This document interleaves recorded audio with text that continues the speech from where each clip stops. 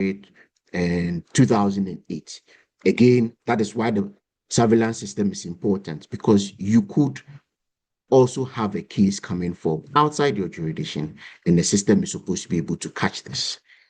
We've had cases of circulating vaccine-derived polio virus type 2. Again, this have been investigated, and recently, the last one was declared contained. And then we'll have a bit about the presentation of wastewater surveillance, environmental surveillance, and we'll see what that finding, that system is also finding as far as these viruses are concerned. For how we look at eradicating polio in Ghana, we can talk about a four-pronged approach. We can talk about the routine immunization that is done, the supplementary immunization activities, so we have national immunization days, sub-national immunization days. We're going to talk about mop-up immunization campaigns, and this will feature strongly in the last presentation for today. The focus of this particular presentation is on the strategy that has to do with acute flaccid paralysis surveillance, keeping an eye out for acute flaccid paralysis cases and what we do with it. So we would delve into that as we go. AFP actively looks for and investigates all cases of acute flaccid paralysis in children under 15 years. And we will see in the case definition that sometimes too, we are looking at other age group as long as a clinician is suspecting polio. So the key is that there are going to be acute flaccid paralysis cases. There are always going to be AFP cases around us. And we aim to determine whether any of those AFPs are being caused by wild polio virus. This is how we measure how well we are doing when it comes to polio eradication efforts at the national level, and to measure progress towards this eradication initiative on the global level. And so that is really the idea behind the polio or AFP surveillance as we see it. What we want to note is that the idea is to detect any circulation of wild polio viruses by detecting and investigating all AFPs. I think sometimes that is what we really need to understand. Sometimes it looks like we are being forced to think of polio when we see an AFP case. The idea really is that there are AFP cases, and we also wish to demonstrate that these are not being caused by polioviruses. If they are being caused by polioviruses, then there is a system that actually allows us to pick this up and promptly move to contain them. Again, the surveillance system helps us to show that we have met the performance level in order to be certified as a country that is free of polio. And also, the data from the surveillance system helps us to target immunization efforts. And in the objectives, we heard Dr. Lai saying that where do we need to do what based on what the surveillance system is speaking? Are there pockets of poor immunization and the rest? And a lot of this information will come to us through the surveillance system. And so when we look at the information we are putting on our case forms, these are how the system picks up information in order to be able to target some of these interventions. And this diagram is just trying to illustrate what we have said so far. You can imagine a big pond full of various AFP cases. And as we know, there could be different causes for this AFP. If you have a good sieving mechanism, and a good sieving mechanism is our surveillance system, operating at the community, clinic, hospitals, and all the specialized places that we should be looking at.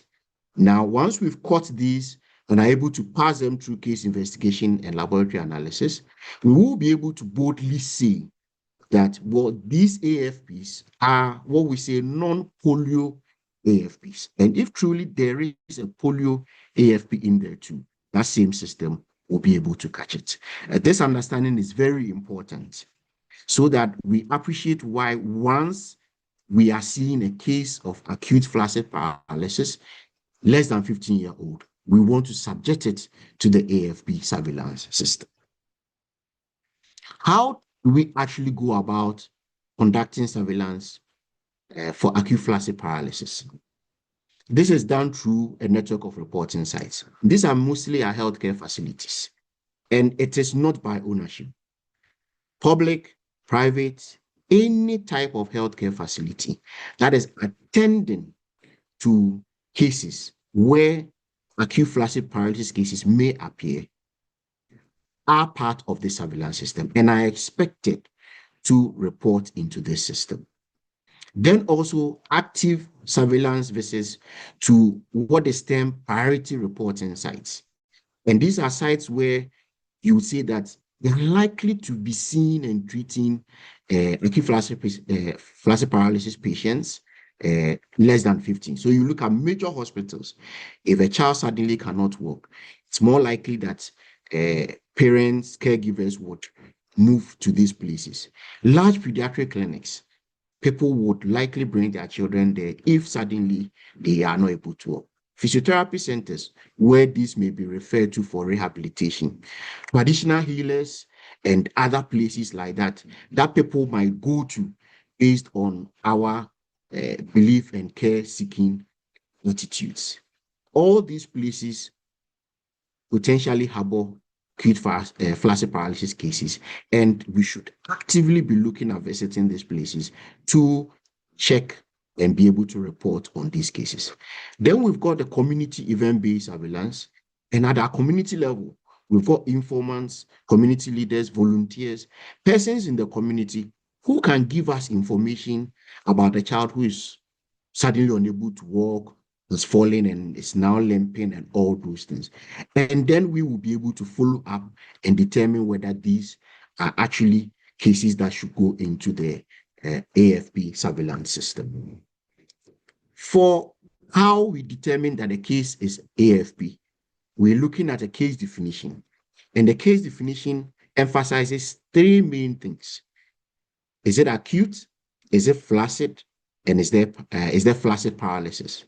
So we are looking at paralysis of sudden onset. Paralysis of sudden onset. And you don't want to talk about someone who has been paralyzed since birth and all that. We are looking at floppy paralysis. And paralysis is simply evidence of loss of muscle strength. Sometimes it will be weakness, limitation of movement. But as a clinician, you are able to assess and see that there's clear loss of muscle strength. And once all these conditions are met, you have someone aged less than 15 years and you are fit into the case definition. One other aspect, and I mentioned this before, is a person of any age with paralytic illness. And in this case, if the clinician is directly suspecting or making a diagnosis of poliomyelitis, then that one, the age does not matter. And that person also needs to be roped into AFP surveillance. And so to retake what we've just looked at, we are typically asking three questions. We are asking, is the case less than 15 years old? And if older, say clinician suspect polio. Is there paralysis or weakness of a limb, arm, leg, or both?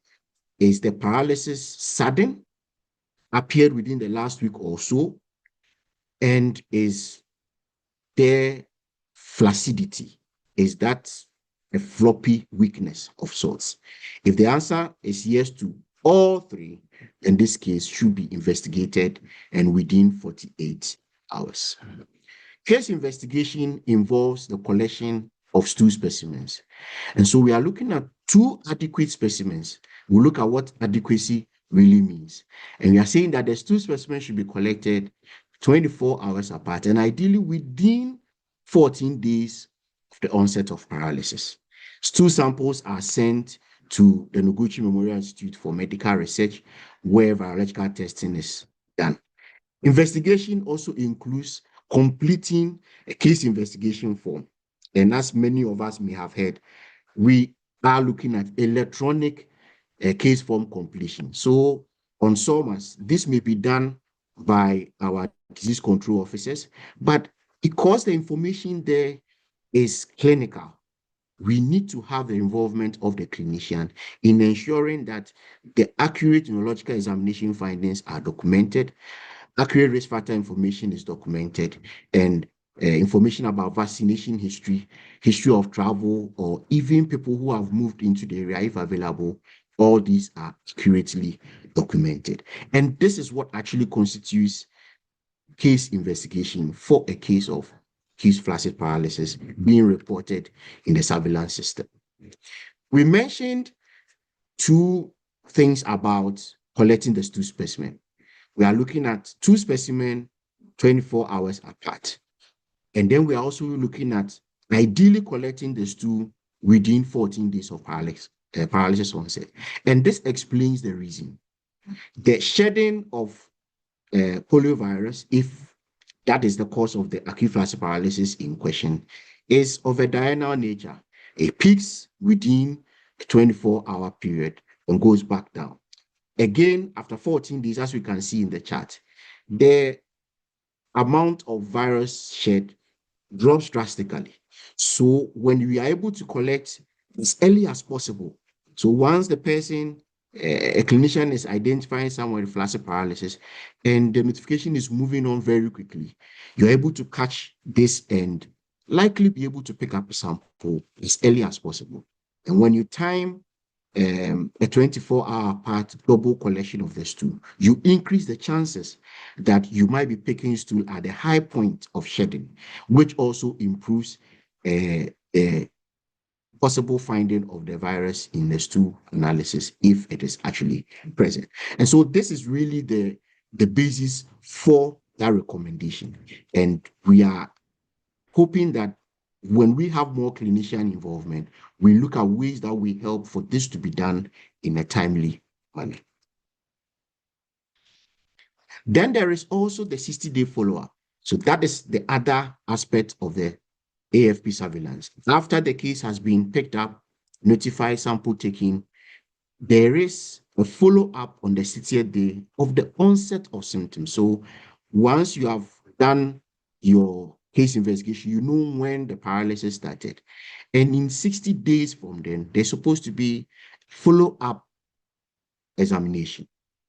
And this consists of conducting a full neurological examination and documenting same on the form, an assessment for whether there is still residual paralysis, because this really becomes important once you are trying to classify these cases. And then to say what the final clinical diagnosis is. What is the actual diagnosis? Not to still write that it's an AFP. At that point, have we formed a clear diagnosis, clinical diagnosis of what this case actually was from the clinical viewpoint? And I think when we have the presentation on case management and the likes, this would come sharply into feature. But to just highlight that, that needs to be captured here so that it really helps the work of documenting what we've done in the AFP system and also to help with classification. We talked about stool collection. And so the two aspects that we mentioned, collecting the timeliness of specimen collection, has it been done within 14 days of onset of paralysis? The number of specimen has to been collected at least 24 hours apart. And the quantity, having about a thumb size, that is the typical description of it, about a thumb size of stool for laboratory examination, and the condition of the stool on arrival at the lab. Typically, the first three are within easy control if we have a lot of clinician involvement, so that once we are picking these cases up on time, helping or supporting the collection of adequate stool samples, we are sure that we are able to meet these parameters for adequate stools for laboratory investigation. And so everything we've said summarizes into this chart. And we see that right from onset of paralysis, detection and notification, that a lot of us come in supporting case investigation and specimen collection, transport to the lab, and timelines for when virus isolation results are reported. And this is typically within a maximum of 14 days. The samples might move up to other regional labs. And then the follow-up that we also are asking for more clinician involvement so that we have accurate documentation of findings at the 60-day. When we look at what tells us that the surveillance system is working, it typically looks at two things. So we'll talk about what is termed the non-polio AFP rate. And the idea is that at the population level, there is an expected number of acute flaccid paralysis cases. So a lot of times when you interface with clinicians, it's like, oh, you're asking us to suspect polio. No, the idea is that you have an acute flaccid paralysis case less than 15 years in front of you. Are these coming through your clinic? These are supposed to be reported. And the target is to have 3 or more in a year. So that is something that measures the sensitivity of the AFP surveillance system and tells us that we are catching enough. We said we want to catch all AFP cases. So once you're able to meet this number, Tali says that you are likely catching all or enough to be able to not miss cases of AFP caused by polio if they were actually present. Then the other one has to do with a stool adequacy. So the proportion of AFP cases that come with adequate stool specimen, as we saw in the previous slide, talking about the timeliness of collection, as well as the 24-hour, 2 samples, 24 hours, and also the quantity. We should achieve at least 80% of all AFP cases reported coming with adequate schools. We want to move things up a bit, and we've done a lot of this, or we are doing a lot of this at the district. How does this fit into this big picture when we are talking about global polio elimination? So we are doing case detection, accurate documentation, timely sample collection, and also helping with 60-day follow-up. So some are making sure that, okay, at least they will schedule the person for a review, or if it is going to be a community visit, the clinicians are going along with them. We are doing all that at the community, at the health facility, or even at the district level. Region and national is helping with supervision and coordination. There is work done at the level of 3 committees that we'll look at, and all this fits into information that goes to the global level to ensure that these elimination targets for polio are achieved. So it's important to understand that every case for the stool sample, your 60-day follow, all those documentation is going into a big picture that we want to take a close look at now. So at the national level, we have 3 committees that are involved in looking at the work that all of us are supposed to be feeding into. We have what is called the National Polio Expert Committee, the National Certification Committee, and the Task Force on Polio Containment. We will look at this a bit in detail. So for the National Polio Expert Committee, they review the clinical, epidemiological, and virological data on the AFP cases that we are unable to simply look at the lab result and say, it is this or it is not that. So they will have to grapple with the question of whether a case is compatible with polio, because typically there's not enough information, or have enough information to say that this is non-polio AFP, and so discard them altogether. And so a lot of the decision they have to make depends on the completeness and accuracy of the information on our case investigation form, based on a lot more on the clinical information that is given at that level. Again, looking at the 60-day follow-up findings that come from the facility or district level. So this is a key work that goes into the classification of our AFP cases. And as we can see from a snapshot of the current membership, these are actually people who are working in our clinical spheres. So they have been tasked with this job to look at the cases that we are all reporting and see how well it can help with the classification. If we take a snapshot at how cases are classified, we can see that if the lab clearly confirmed the virus, then that's pretty straightforward. But once you are not finding the polio virus, you need to ask the question whether specimens were adequate or there were two adequate specimens. We can see here that if there are two adequate specimens, straight up, it's a discard. But once the sample is being collected, maybe more than 14 days, we were able to get only one sample, not even within time, then you still have to ask, is there residual weakness? Is there no residual weakness? And that will come from what? The 60-day follow-up to help with the decision of whether to discard. Once you are not sure about that loss to follow-up, the case died earlier, maybe the report is indicating that there's residual weakness, then the committee has to really look at it, look at other factors, and decide whether there's compatibility, there's likelihood that we don't have enough information to say this is not polio or to be able to discard. And so clearly we see that the documentation, how we get involved in the surveillance system, fits so much into our ability to get to this point. When we look at the certification committee, they are looking at our AFP surveillance performance. They are also looking at our population immunity data, routine immunization, and other campaign coverage data, and to help make recommendations how we can improve the system.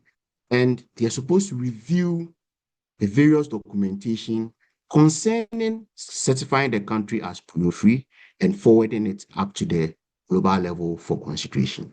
Again, we can see the composition of the committee as people who are involved, clinicians, public health, virologists, and even people who are sociologists who are involved in the way populations interface with our health system. Again, their work fits on what is put in the system, which includes what we as clinicians help to document. Then we can talk about the National Task Force on Polio Containment, and typically they are concerned with biosafety and biosecurity requirements. Remember that we have samples being tested in the lab, so it's important that we have measures in place to ensure that these are not leading to exposure and risk of population infection. For all this, what is the bigger picture? We are emphasizing that clinician awareness and early notification leads to prompt detection, timely sample collection, and improves the whole process, including the work of even classifying these cases at the end. Again, clinician involvement leads to adequate clinical assessment and accurate documentation. Again, once we have clinicians involved, the 60-day follow-up provides accurate evidence basis to classify our AFP cases. And then that also helps us to maintain our current polio-free status.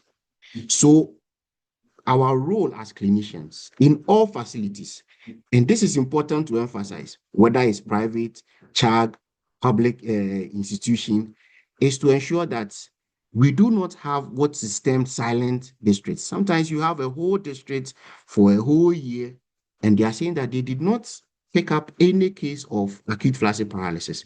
There are facilities there, they are seeing cases, there are children coming in and all that.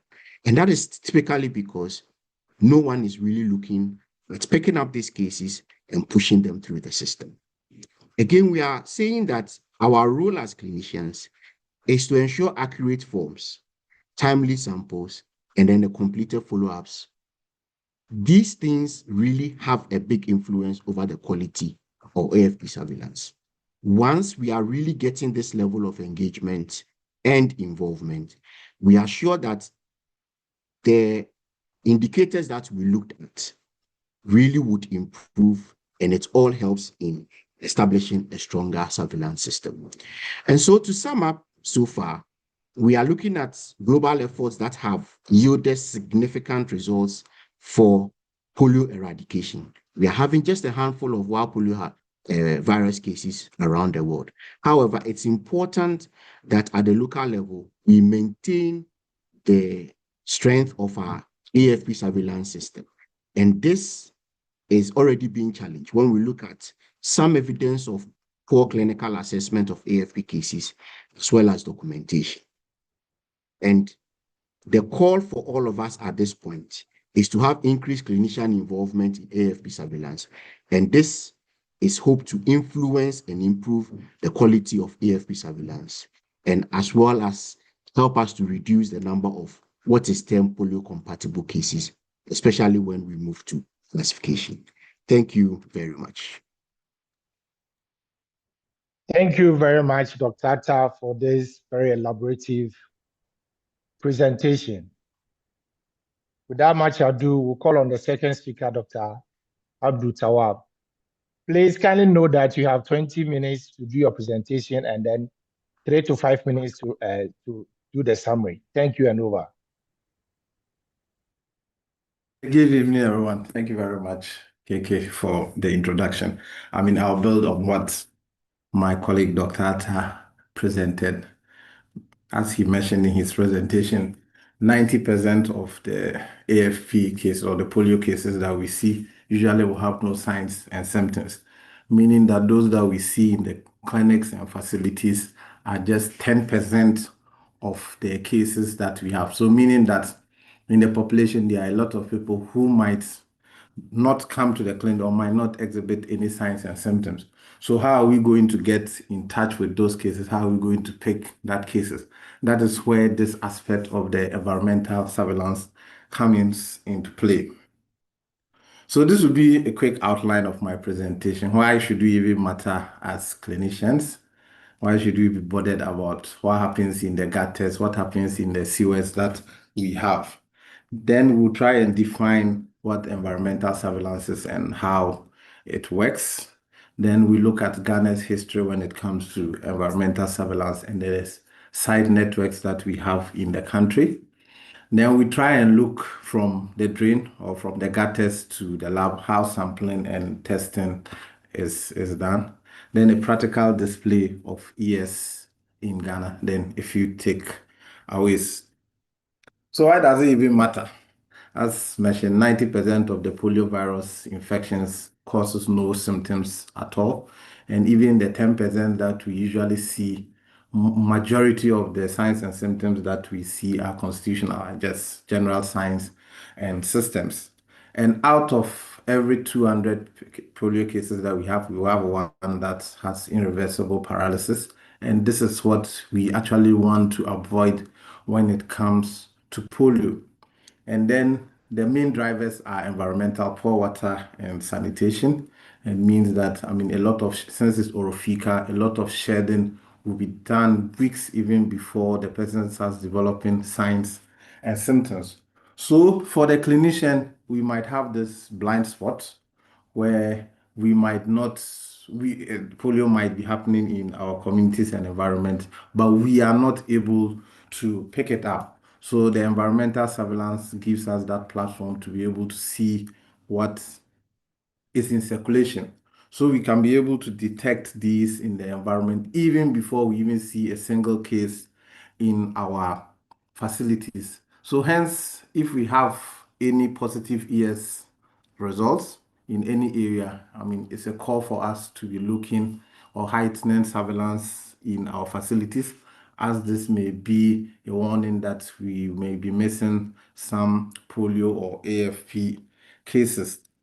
The ES and the AFP surveillance are to complement each other, not to substitute each other. Where the other one can't see clearly, the other would be able to pick it. So it is essential that clinicians, as we promptly report the AFP cases, we should also know that there's an ES aspect that we use for polio surveillance. So what is this environmental surveillance that we talk about? Is a continuous or periodic monitoring of sewer, the gutters and the environmental water systems that we have, to be able to identify and quantify polio virus. Why do we even have to look into the gutters? People shed the polio virus in feces because it's orophycal for weeks, even before they start to develop signs and symptoms. And even those with symptoms, they still would be able to shed this. And then the excreted viruses can remain infectious in the environment if the conditions are favorable. So one of the reasons that when you are selecting a site, you look at the conditions in which the virus would be able to survive. And in other countries, I mean, polio, this ES has been used to detect poliovirus, even when there are no clinical presentations of AFP or AFP cases have been reported in our facilities, and even in Ghana. So we look at a case in 2024 where we isolated circulating vaccine-derived polio in the country through the wastewater system.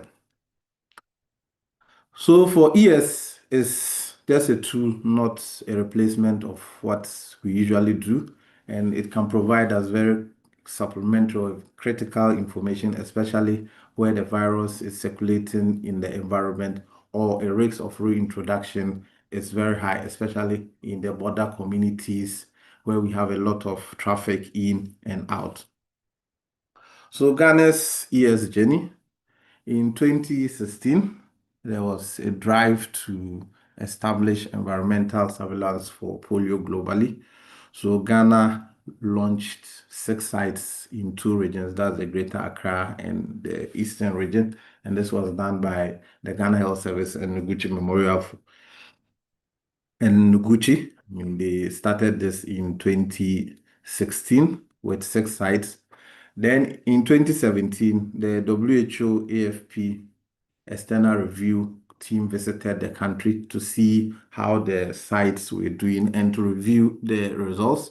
And they recommended the initiation of ES nationally, since the results that we were getting from the 6 sites were very useful. So in 2018, this recommendation was institutionalized nationwide, where we expanded the sites to 10 in 4 regions of the country. And a year later, the first circulating vaccine-derived polio was isolated from a site in the northern region. During the COVID-19 pandemic, I mean, we had a lot of reduction in OPD attendance, and we needed another eye to be sure that what we are seeing was the true picture. So there was a rapid expansion of the ES sites to other regions in Bono East and Ashanti region.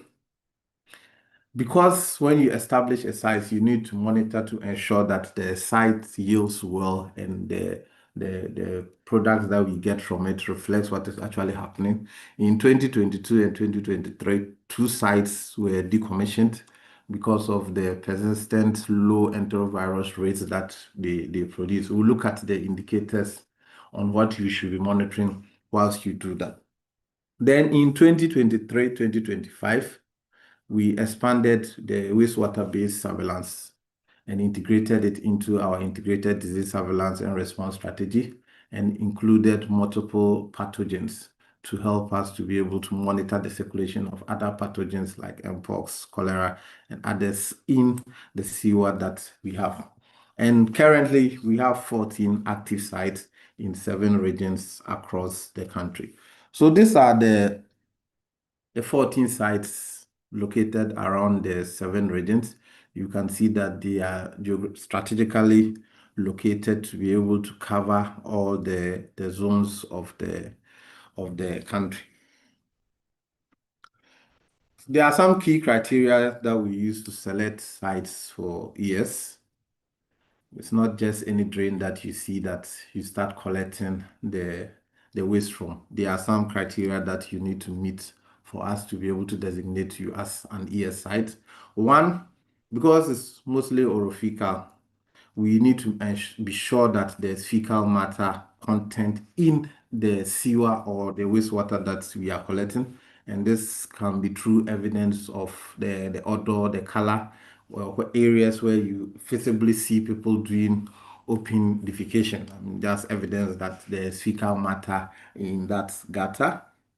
Because it's all year round, we need to ensure that that particular sewage or drain flows all year round, and this we can do by confirming from the committee member, and it should be from multiple households, and multiple should be wide enough to be able to capture the catchment area that you are looking at. And for the sites, you need to look at high risk areas, areas where we have low vaccination uptake, vaccine hesitancies, areas that we have tried to settle it up with isolated polio viruses and their border areas to be able to ensure that the cross-border issues are addressed. Then for the population that the drain or the sewer serves, ideally should be serving about 100,000, 300,000 people. If the numbers are small, we can be able to get, composite sites within those places to be able to get the whole catchment area covered. Accessibility, they collect the samples very early in the morning. So it is important that there are no physical barriers or insecurity to the places that they would be collecting it. So accessibility to the area should be key. And then because we are going to be monitoring for polio, we want to ensure that the sewer that you pick is free from chemical contamination. So areas where industries also put their waste through that sewer systems, those are places that you would avoid. You just want to target strictly household waste. So this is just a snapshot of the sites that we have in Ghana.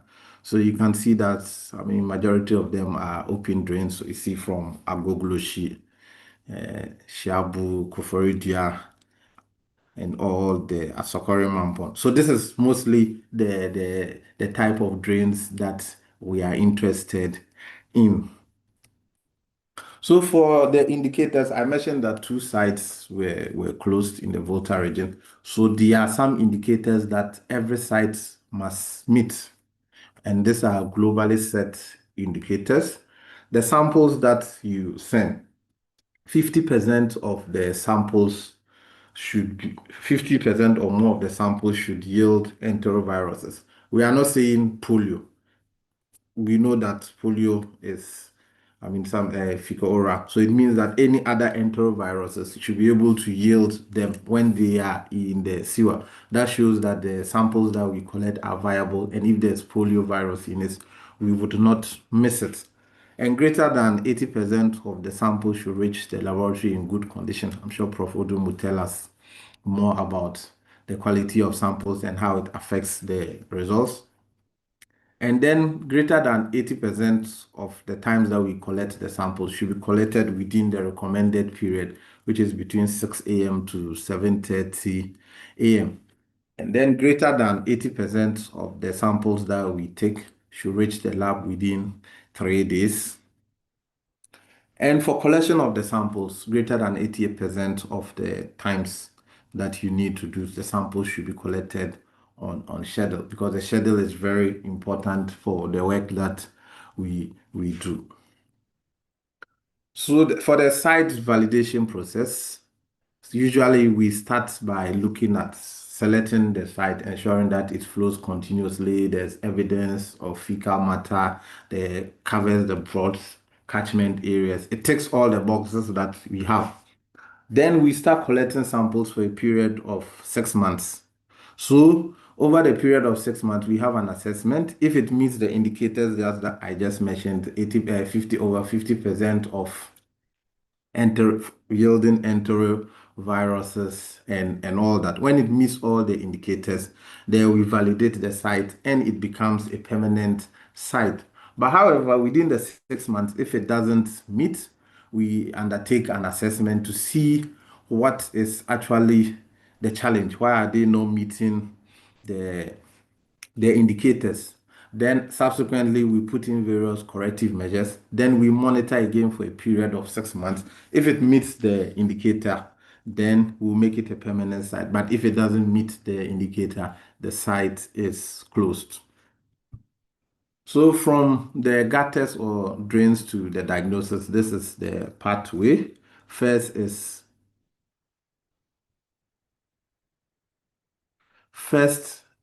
the sample collection and transportation. This is usually done every 2 weeks. early in the morning between the hours of 6 and 7:30. This is triple package. And a cold chain system is maintained for its transportation to Noguchi. Then at the lab, the wastewater is received and registered. The temperature is checked to ensure that the cold chain was maintained. Then this is labeled and also the volume is verified. Because the yields, I mean, sometimes may be very small, we fetch a large quantity of it, usually 1 liter, so we can be able to get enough yield. So in the lab, they do the virus concentration. Prof will take us through that. Then there's a cell culture is then done in isolation of the virus, where we distinguish between the polio virus and the non-polio virus enteroviruses. So when there's a positive isolate, I mean, subsequently, intrathecal differentiation is done, followed by sequencing, and then the results is reported to the stakeholders.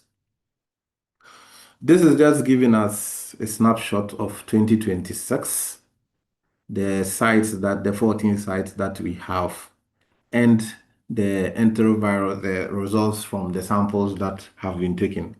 So 106 samples have been tested, and you can see that over 50%, that's 59 of them, have yielded positive for any of the enterovirus, not polio virus, but I mean any of the enterovirus. You remember Dr. Atra had mentioned. So the NPEN is the non-polio enteroviruses. We've also seen Sabin, which is oral polio, which I mean triggers high level of immunity during intestinal immunity. I mean, this is also has been found in the samples that we have had. So in 2024, the Ghana Health Service received notification from the Noguchi about a circulating vaccine-derived polio that was isolated from one of our sites in the eastern region. The sample was collected on the 20th of August, and the isolation was done. Subsequently, sequencing and everything done identified this as a circulating vaccine-derived polio 2. Immediately, the region were notified. I mean, a rapid response team was activated. They had to do a full outbreak investigation, like how we would do an outbreak investigation for poliovirus. There was deployment of the team. There were records reviews. There were active case searches that were done. And this was also supported by the national team. See, a lot of partners also came into play. So the investigation assessed, I mean, the polio risks in the community. The outbreak investigation was done and completed, and this resulted in a reactive vaccination nationwide. Since then, after every polio outbreak response, there's a need for an outbreak response assessment, which is usually done by WHO and the other partners. So May this year, the country, since the sites were quiet, we didn't have any other cases confirmed from the laboratory. There was a need for an assessment of the outbreak response. So the country was notified and the assessment was done. The external team assessed the national and sub-national outbreak preparedness systems that were in place, how the response were done, the active case searches, the records reviews. Through that assessment, they identified the various trend gaps and priority actions that needed to be improved. So the team had several meetings with the external teams. They reviewed the various outbreak preparedness and response documents that we had. Also had key informants interviews. And we're happy that they didn't even need to visit the country physically to be able to declare the outbreak over based on the assessment that they did virtually with the team, the documents they reviewed and all that. On the 19th of August, the country was informed that the circulating vaccine-derived polio outbreak that we had in 2024 was declared over based on the documents that we provided. So some key takeaways from the presentation.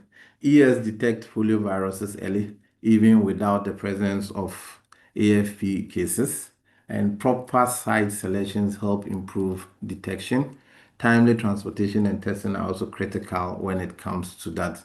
And then rapid data use enables us to take quicker response. Thank you very much. And that is the end of my presentation. Over to you, KK. Thank you very much, Dr. Tawab. Then you were able to spare us about 8 minutes. We are grateful for that. We will also move on to the next presenter. So if the next presenter is ready, please, if you can share your slides. Thank you and over.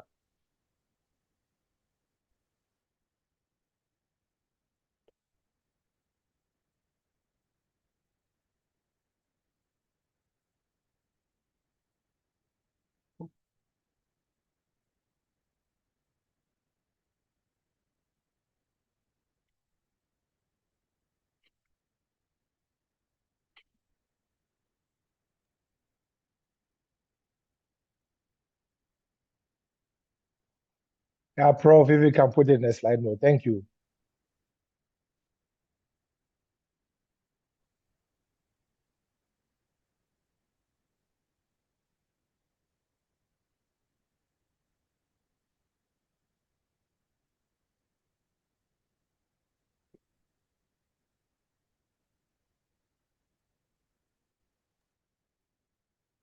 Prof, please, are you muted? We can't hear you.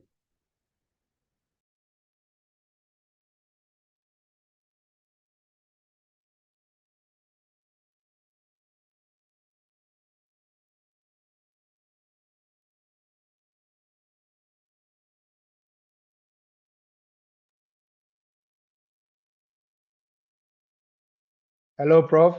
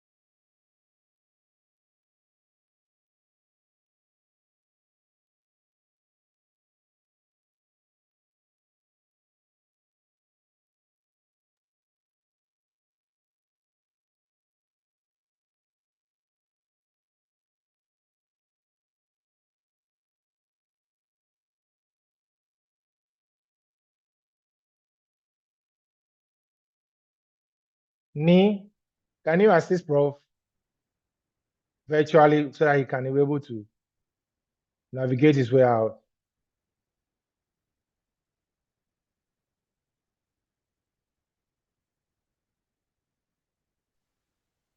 Yeah, okay, please, what the prof want to do? I think he's muted. He's not, we can't hear him. No, he's on mute, oh, please. Okay, then we are not hearing him.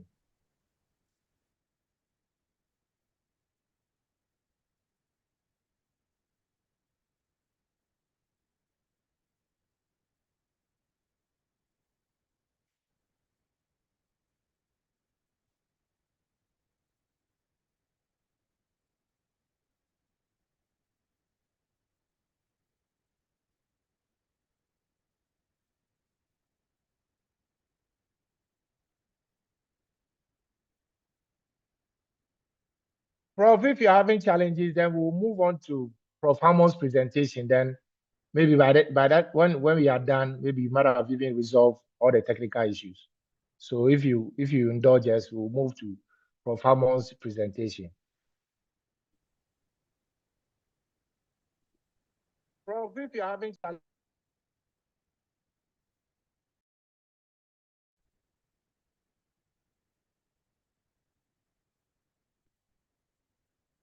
Hello, good evening.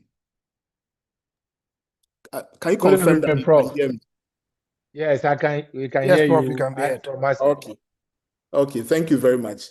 And good evening to all of us from wherever you are.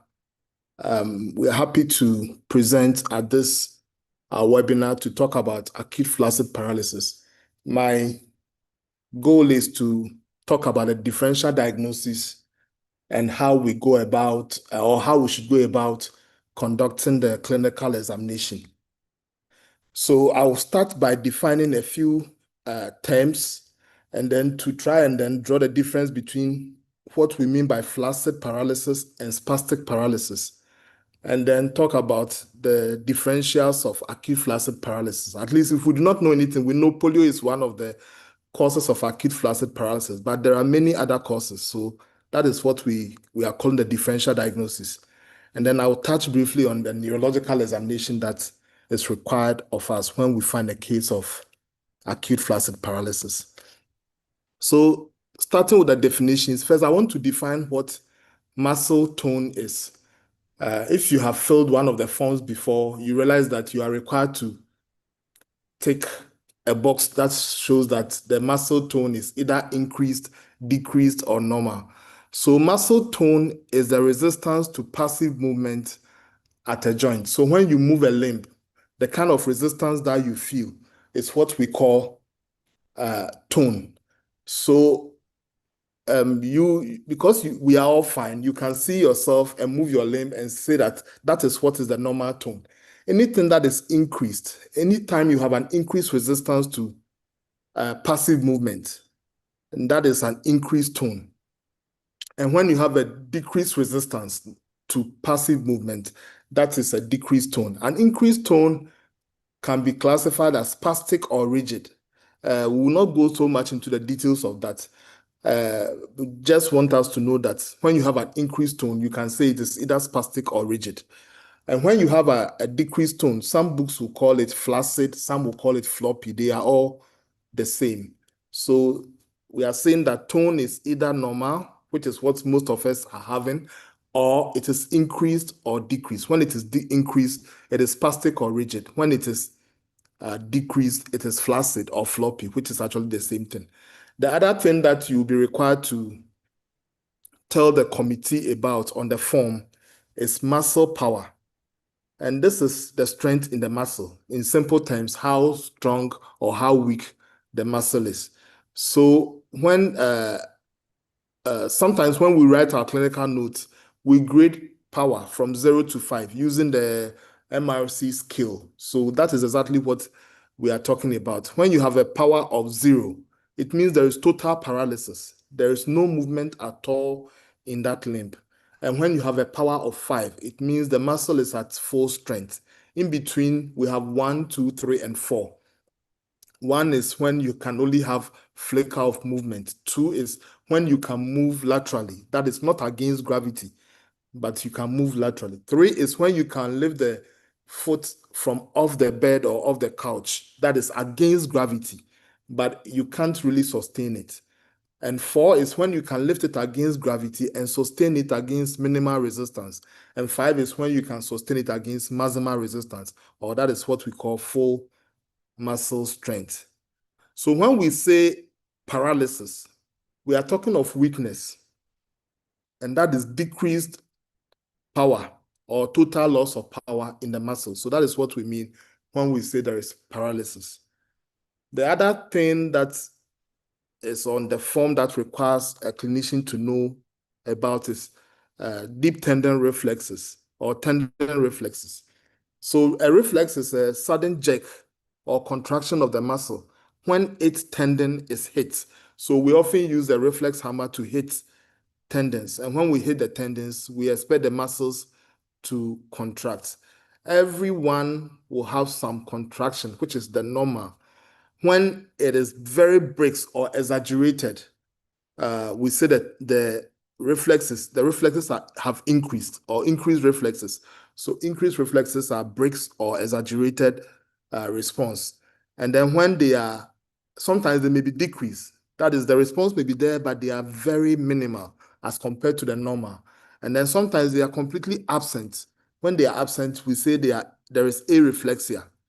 So that is, these are very 3 or 4 important terminologies that we should be aware of. So let me go back to tone again. We said that tone is the resistance to passive movement at the joint offered by the muscle, and it can be increased or decreased. And we talked about increased tone being either spastic or rigid, and decreased tone being flaccid or floppy, which are actually interchangeable. When we come to increased tone, conditions that cause the tone in a limb to increase are usually injuries to the brain or the spine, what we call upper motor neuron injuries. So when you have an injury to the brain or the spine, some parts of the body will have increased tone in the limbs. Common examples are strokes. So when people have stroke, after a couple of weeks, they tend to have stiffness in that joint. That is increased tone in that joint. Cerebral palsy is a very common example in children.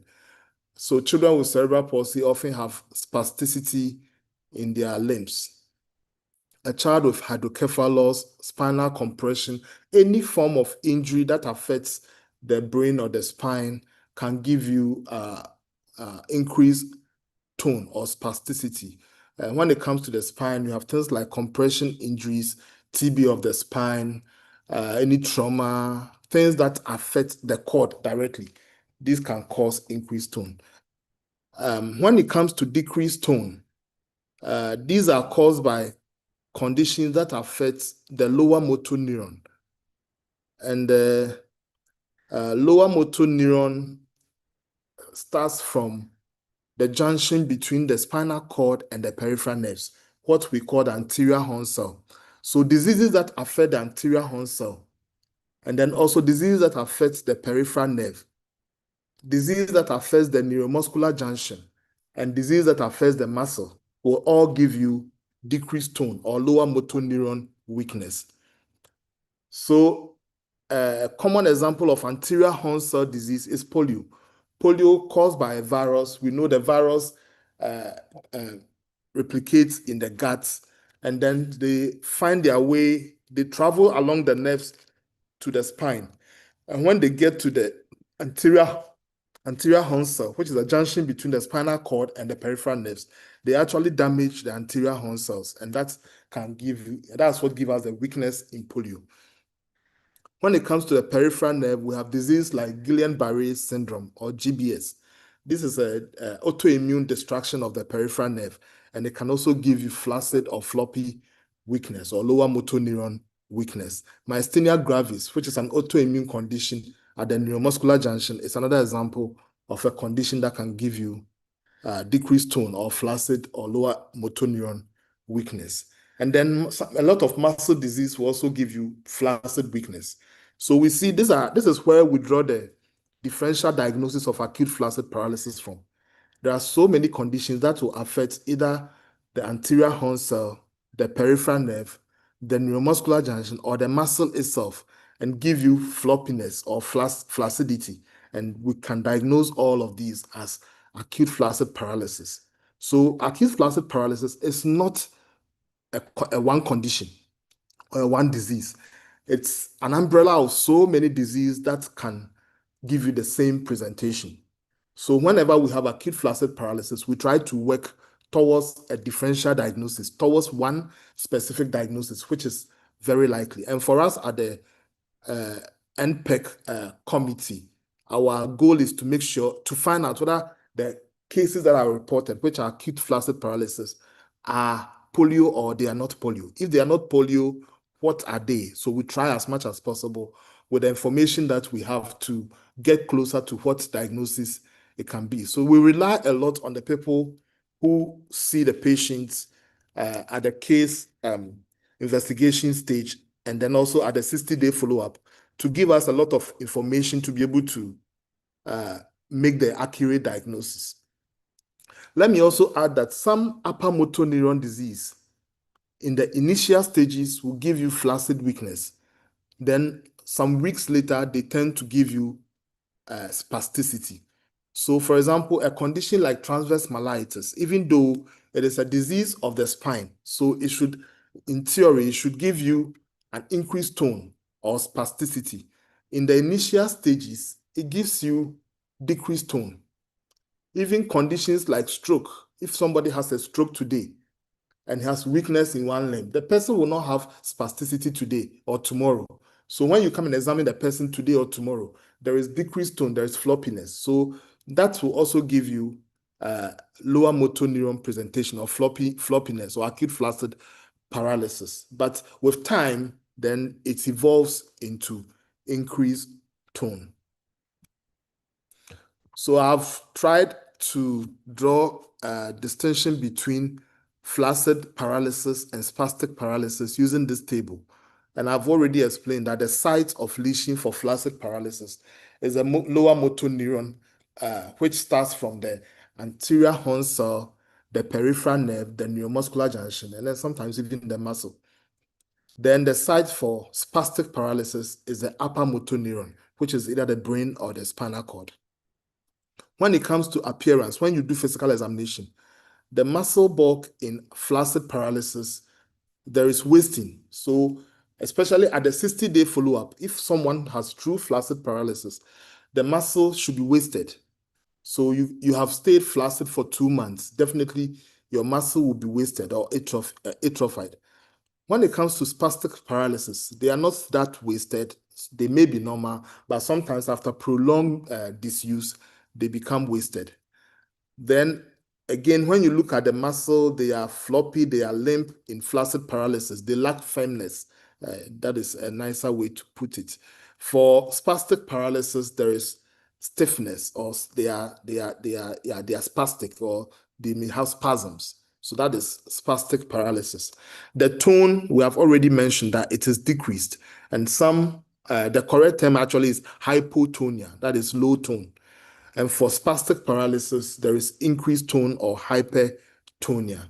The muscle power is decreased in both flaccid and spastic paralysis. But in flaccid paralysis, there is marked decrease in the muscle strength. So the muscle power is markedly decreased or sometimes completely paralyzed, dead zero. In spastic paralysis, the muscle strength is decreased, but not as markedly as you see in flaccid paralysis. When you do the tendon reflexes or the deep tendon reflexes, flaccid paralysis always have areflexia or absence of the tendon reflexes, whilst spastic paralysis will often give you breaks or exaggerated reflexes. So this is a very important skill that a clinician should be able to use to distinguish between flaccid paralysis and spastic paralysis. And it is quite easy to do. We'll talk about that as we go on. Sensation is usually preserved in spastic paralysis, may be present or absent in spastic paralysis. Sometimes in some flaccid paralysis, depending on what actually caused it, there may be varying sensation. Let me skip the nerve control and then the innervation status and talk about the differential diagnosis. So I'm at bullet 10. When it comes to, let me start from spastic paralysis. When it comes to spastic paralysis, I already talked about conditions that affect the brain or the spine. And so we have conditions in children, for example, like cerebral palsy, stroke syndromes, central paralysis from brain injuries, from spinal cord injuries, compression paralysis of the brain or the spinal cord. You may have a tumor that is compressing on part of the brain or part of the spinal cord. And then some children may also have what we call congenital spastic paralysis. These are all differential diagnoses for spastic paralysis. But because we are looking at acute flaccid paralysis, our focus will be on the differential diagnosis for flaccid paralysis. So if perchance or for any reason you recruit a patient with acute flaccid paralysis and you come in 60 days and you find that the reflexes are increased, this patient, it is spastic, then it could be that it is actually not an acute flaccid paralysis. And that in the initial phase, I told you that spastic paralysis can present with flaccid presentations. When it comes to flaccid paralysis, the differential diagnosis, I'm sure we all know that we all know from today that it includes poliomyelitis, paralytic poliomyelitis, Guillain-Barré syndrome. I'll talk briefly about that. Transverse myelitis in its initial phase. Okay, transverse myelitis in its initial phase. Traumatic neuritis. This is where people receive injections and then the injections tend to damage the nerve. It may not be the needle itself damaging the nerve. It may be the chemical which has been put in the vicinity of the nerve that is damaging it. Or it may be from any trauma that stretches the nerve, that touches the nerve in any way. We call that traumatic neuritis. And it will give you a flaccid paralysis. Initial stages of meningitis, encephalitis, meningoencephalitis, all these, even though they are upper motor neuron lesions, their initial stages will give you flaccid paralysis. And then certain infections. Polio is just one of the many enteroviruses. There are many other enteroviruses that we put all together, and we call them non-polio enteroviruses. So if you have infections from other non-polio enteroviruses, they tend to give you a presentation closer to polio, but they are not polio. So those ones can also give you flaccid paralysis.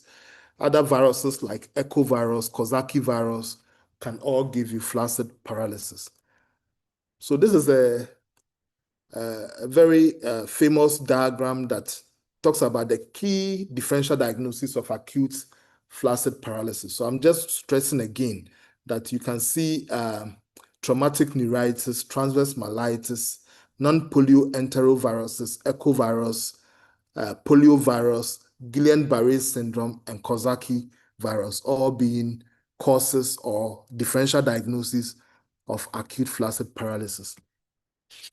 Now, talking briefly about polio, I think we've all heard it is caused by a virus which is a member of the enterovirus family. Transmission is fecal-oral. When someone is infected, then there is an initial symptom-free or non-specific symptom period. And the patient will have fatigue, fever, headache, vomiting, pain in the limbs. This could qualify for many viral or bacterial infections. So we say it is non-specific. 1 in 200 infections will lead to irreversible paralysis. So many patients will recover, but 1 in 200 patients will have what we call paralytic polio, and they will present with wasting or decreased muscle bulk, weakness or decreased muscle power, floppy limbs, decreased muscle tone. They may have decreased or absent deep tendon reflexes.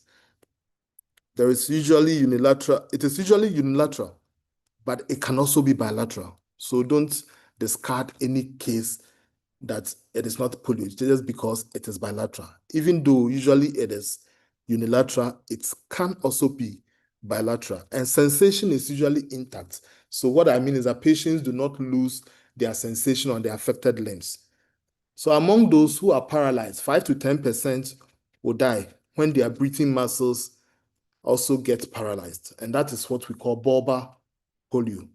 So the diagram on the right of the screen is showing us that within a bigger 100% radius, 100% radius of people who are infected, 95% will have asymptomatic infection. There wouldn't be anything to be worried about in those 95%. They may not even come to hospital. 4 to 8% will have what we call abortive poliomyelitis. They will have pain in the limbs and all the fever and headache and all that, but they will not get paralyzed.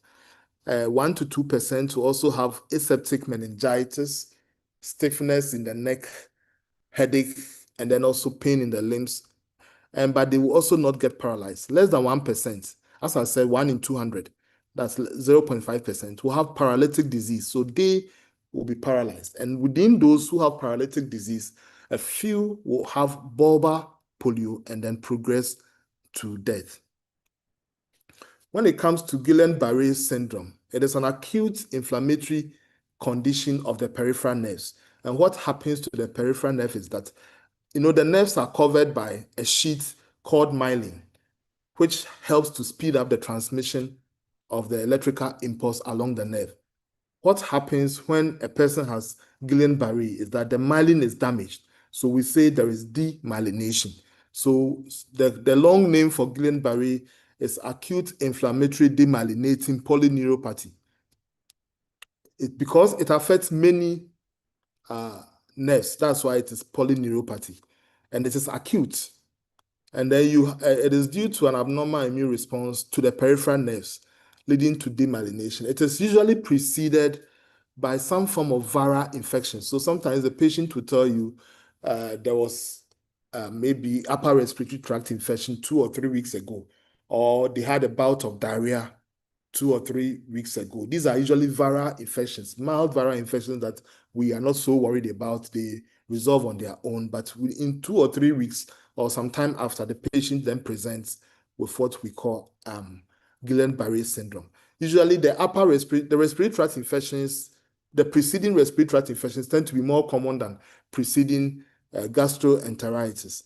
And Guillain-Barré progresses. It has an initial phase where the patient keeps getting weaker, weaker, weaker. It gets to a point, the patient stays the same. That is what we call the plateau phase. And then the patient, after some time, the patient begins to recover. So there are 3 phases: progressive phase, plateau phase, and the recovery phase. In the progressive phase, the key thing is that there is progressive motor weakness, and then the patient has areflexia, absence of the deep tendon reflexes, or complete loss of the deep tendon reflexes. It can be ascending or descending.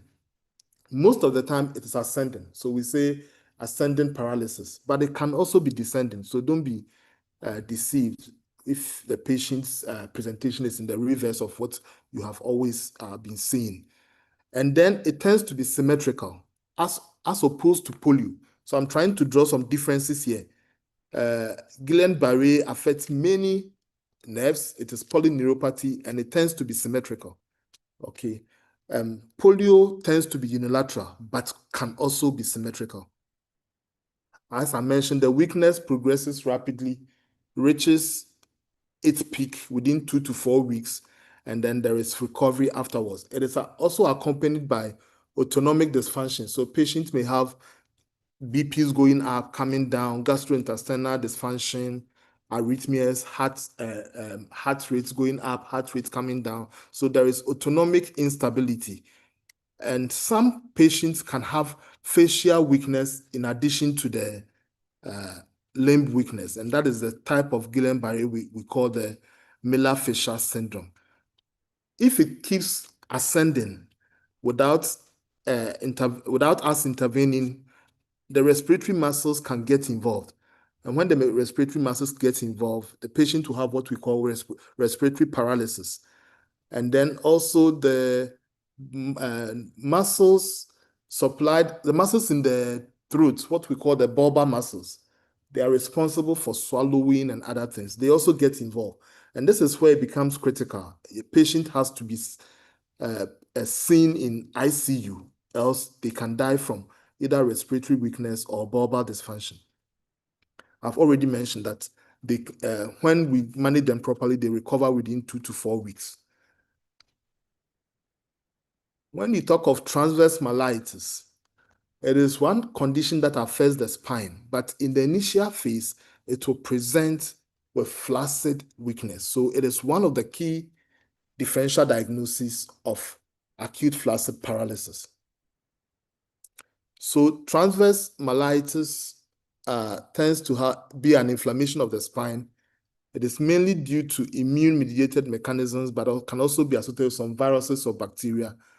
The symptoms include symmetrical weakness in the lower limbs, deficits in sensation. So as opposed to polio, as opposed to Guillain-Barré, transverse myelitis will have deficits in sensation. So they may have some numbness, they may have some pins and needles, or complete loss of sensation, what we call sensory level.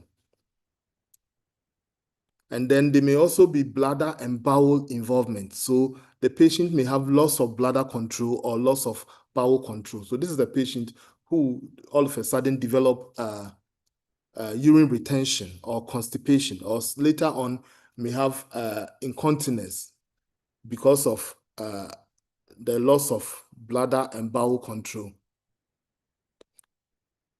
There is also autonomic dysfunction in transverse myelitis. This table tries to draw the differences between the four key things I've talked about. I've talked about poliomyelitis, Guillain-Barré, transverse myelitis, and traumatic neuritis. I didn't talk much about traumatic neuritis, but this table gives a lot of information on that also. We've talked about the progression. Polio is usually 24 to 48 hours to full paralysis. Guillain-Barré, maybe some weeks after the antecedent infection. Transverse myelitis is hours to a few days, and then also traumatic neuritis, hours to a few days. When it comes to the tendon reflexes, poliomyelitis, we remember it is absent or decreased. Guillain-Barré, it is absent. And then transverse myelitis, in the initial phase, it is absent, but later on, because it's an upper motor neuron lesion, later on, there will be increased reflexes or hyperreflexia. In traumatic neuritis, it is absent. Fever is high in polio, not so common in Guillain-Barré, may or may not be present in transverse myelitis. And then in acute traumatic neuritis, it depends on what is being treated. That's warranted injection. There may be a fever. Sensory signs in polio include myalgia, backache, but no clear sensory changes. But in Guillain-Barré, there may be cramps or tingling. In transverse myelitis, there may be loss of sensation or paresthesia, and then sometimes even sensory level. In traumatic neuritis, usually sensation is intact, except for a pain in the place where the injection was given. There may be cranial nerve involvement in Guillain-Barré, but not in the others. Respiratory insufficiency can occur in bulbar polio, in severe cases of Guillain-Barré, sometimes in transverse myelitis, but not in traumatic neuritis. Autonomic manifestations are seen in Guillain-Barré and then acute transverse myelitis. Bladder and bowel involvements occur sometimes in Guillain-Barré, but mainly in transverse myelitis, not in polio or traumatic neuritis. Sometimes we tend to take CSF, and that is very, very important for investigation. CSF microscopy will show some cells in poliomyelitis. It shows what we call albuminocytologic dissociation in Guillain-Barré. What it means is that usually when you have a lot of cells, it goes with increased protein. But in Guillain-Barré, they tend to have low cells and yet have increased protein. So that is what we call the albuminocytologic dissociation. I will skip the rest and then move on to what we should be doing at 60-day follow-up. So approximately 60 days after the onset of paralysis, all surviving patients must be examined again for residual paralysis. I think I should have underlined residual paralysis. It's also important. So when you do the 60-day examination, because it involves some clinical skills, we want an experienced person to do it. That is why we want clinicians to be involved at the 60-day follow-up exercise. We shouldn't leave it to people whose training have not given them that skill. It becomes very difficult. So clinicians should be involved one way or the other in the 60-day follow-up process. And your report is very, very key for us to classify what case you dealt with. So when you do not have the experience, let's involve an experienced clinician, a pediatrician, or a neurologist if one is within your reach.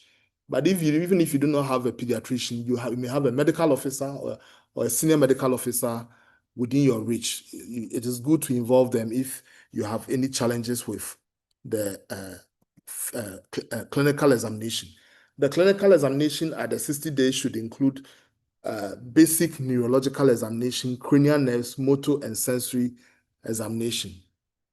When I talk of the general aspect of the neurological examination, you want to look at the appearance of your patient, the level of consciousness. These are easy to do. Are there any attachments or assistive devices?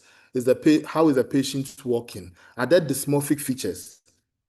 And then is there symmetry or asymmetry? Then you look at the anthropometry, including head circumference, head shape, head size, wasting. Sometimes we've seen cases of severe malnutrition being referred as acute flaccid paralysis. If you just look at level of wasting, level of the nutritional status, these are guides to help exclude such cases.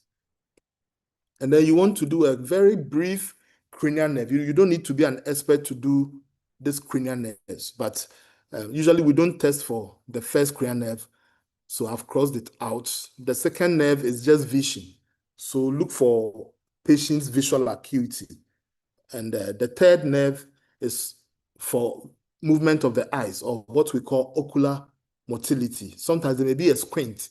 That tells you that it may be just more than a lower motor neuron weakness. So the third, the fourth, and the sixth nerves will help us. We look at the eyes to see if there's damage to the third, fourth, and sixth nerves. I've left out the fifth nerve. Importantly, you want to look at the facial nerve also. Is there any facial weakness? Because some syndromes like stroke and others can also present as acute flaccid paralysis. And such patient may have facial weakness. Hearing impairment is important. And then bulbar function. This is very important in patients with acute flaccid paralysis because this is where swallowing, gag reflex, voice projection, and other things are controlled. The most important part of the examination is the motor examination. So you want to tell us about the posture or the gait of the patient. The muscle bulk at 60 days is always very important.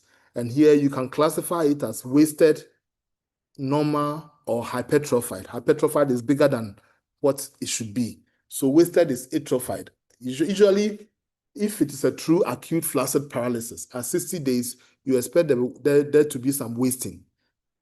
And then you want to talk about abnormal movement, if there is anything like that. And then talk about deformities such as contractures, clubfoot, spinal deformities. And since when have those deformities been there?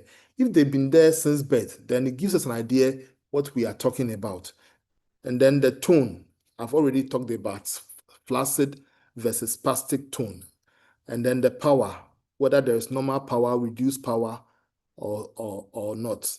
And then the reflexes, whether they are absent, decreased, they are normal, or they are increased, or what we also call brisk.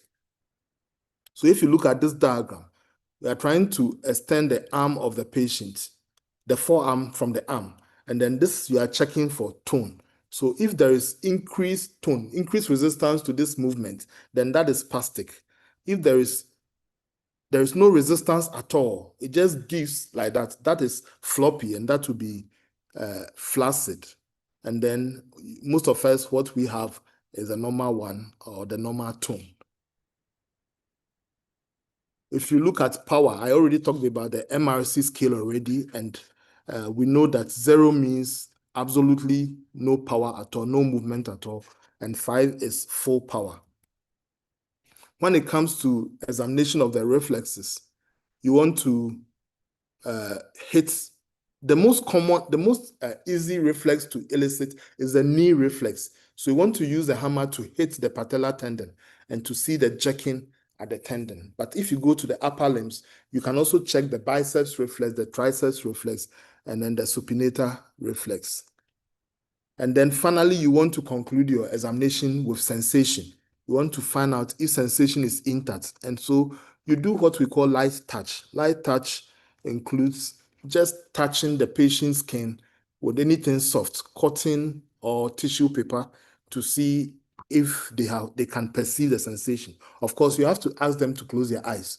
And then you compare the two sides, and then you ask them how the sensation feels like. You may also do deep touch or pain, but usually temperature we don't do on the best side. And then there's also what we call joint position sense, which you might need an experienced person to help with. So these are a few pictures that we've always shown. And right from these pictures, you can tell the type of weakness that these three children are having. These three children all have weakness. If you look at the very first picture, the child has been lifted off the floor, and you expect the knees to bend. Anyone who is lifted off the floor should bend their knee a little, but the knees are still straight. So the thigh and the legs are looking like they are in a straight line. This is a very simple way of demonstrating spasticity. So there is a spastic paralysis in this child. This child doesn't have flaccid paralysis. As compared to the child in the middle picture, when his foot is slightly lifted up the floor, you see the knees bending. And again, the bending looks like it is completely dropping, like gravity is working on the leg. This is because there is flaccid weakness. And the same is seen on the picture to the right. There is also flaccid weakness on the right. So these are very simple ways of telling whether the weakness is flaccid or spastic. And I think that brings me to the end of my presentation. Thank you, and over. We'll come back and answer any questions that you have. Thank you. Thank you very much, Prof. We are indeed grateful for your deep presentation. We'll call on Prof. Odum if he's ready now.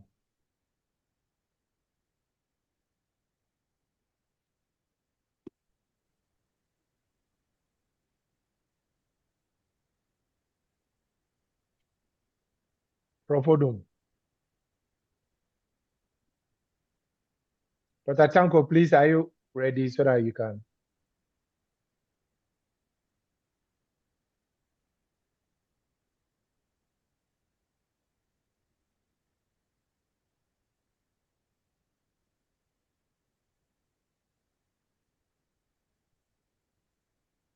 Let me go back. Prof, are you ready? If not, so that we will move on to Prof. Dr. Tanko. Prof is unmuted, but he's speaking, but we can't hear him.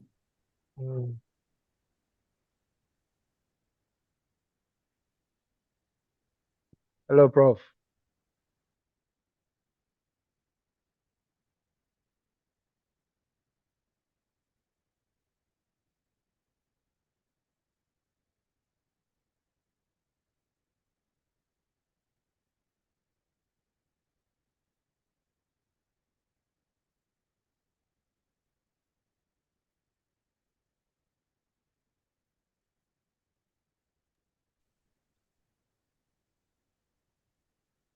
Okay. Okay. Dr. Tanko, if you are ready, please. Prof. Odum is still having challenges. So, Dr. Tanko, if you are ready, please. Over.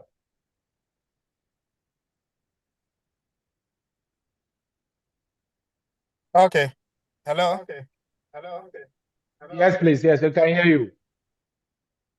We have 20 minutes and then 3 minutes to add the 20 to wrap Please, can up. you hear me? Thank you. Yes, we can hear you.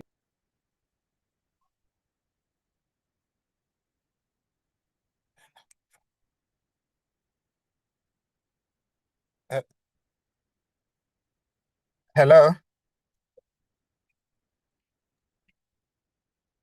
Yes, Ratanko, we can hear you. You can go ahead. Okay, good. Thank you very much, Kwame. And, good afternoon, our distinguished participants and co-presenters at this webinar. I'm Nazir Tanko Muhammad, and I'll be sharing with you some few slides around the public health response measures to polio. And I'll do that by providing a brief introduction and then share some few points around the polio endgame plan. And then we move on to discuss the public health response measures to polio.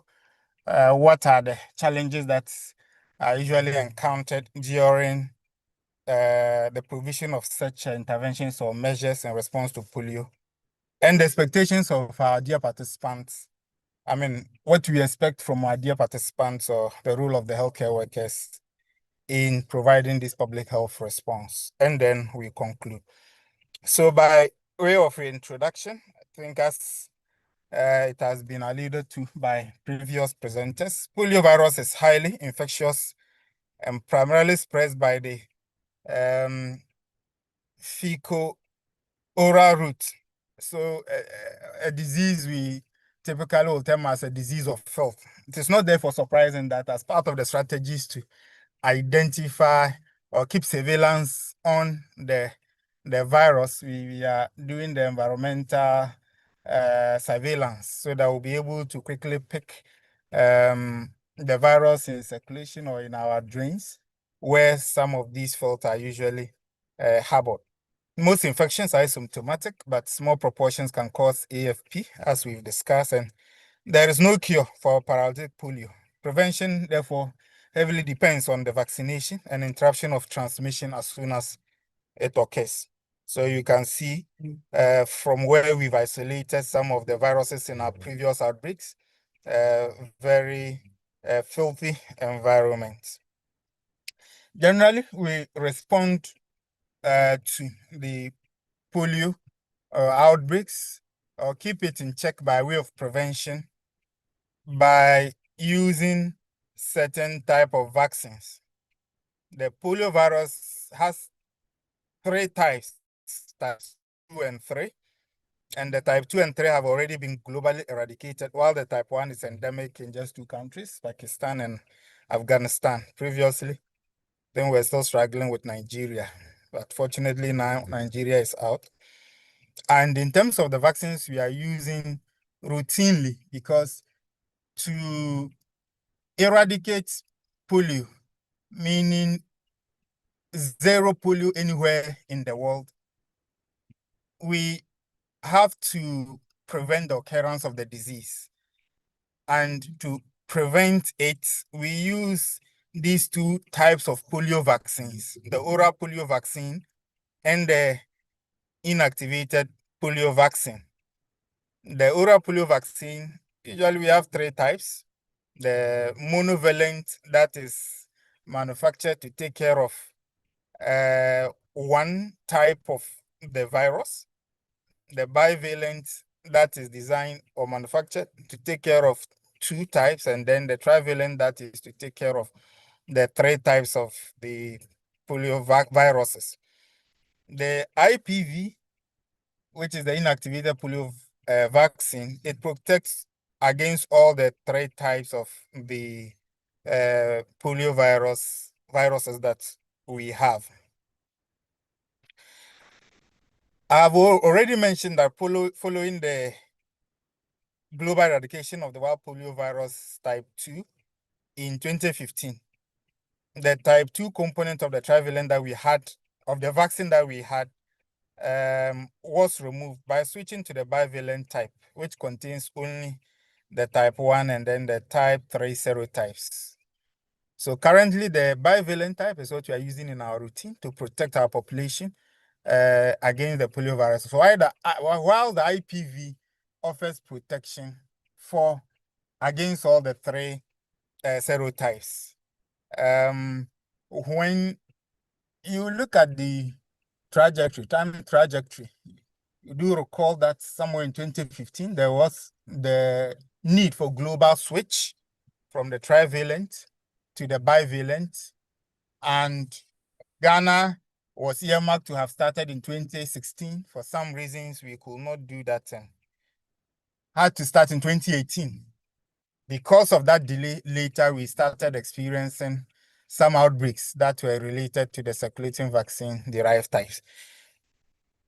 There are questions that sometimes come up that why are we using two types of the polio vaccines in our routine? Why not we just use one and then be free? Are we not worrying these children?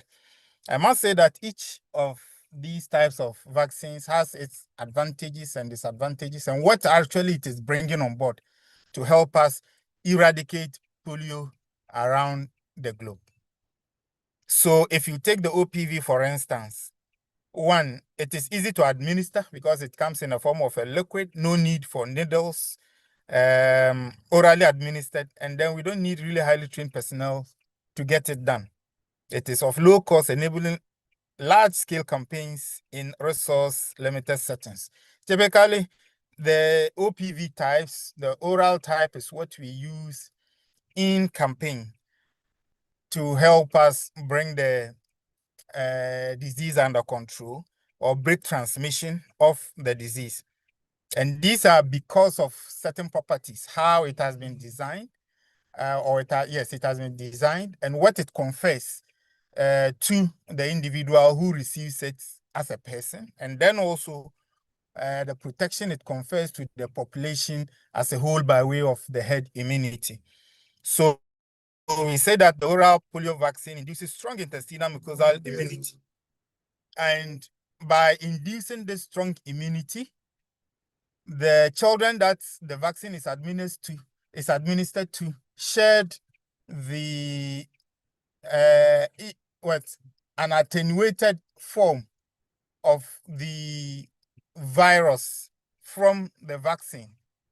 And these, what we call usually the Sabin-like form, are not able to cause the disease, though they are also still live viruses, but they are weak to the extent that they are unable to cause the disease.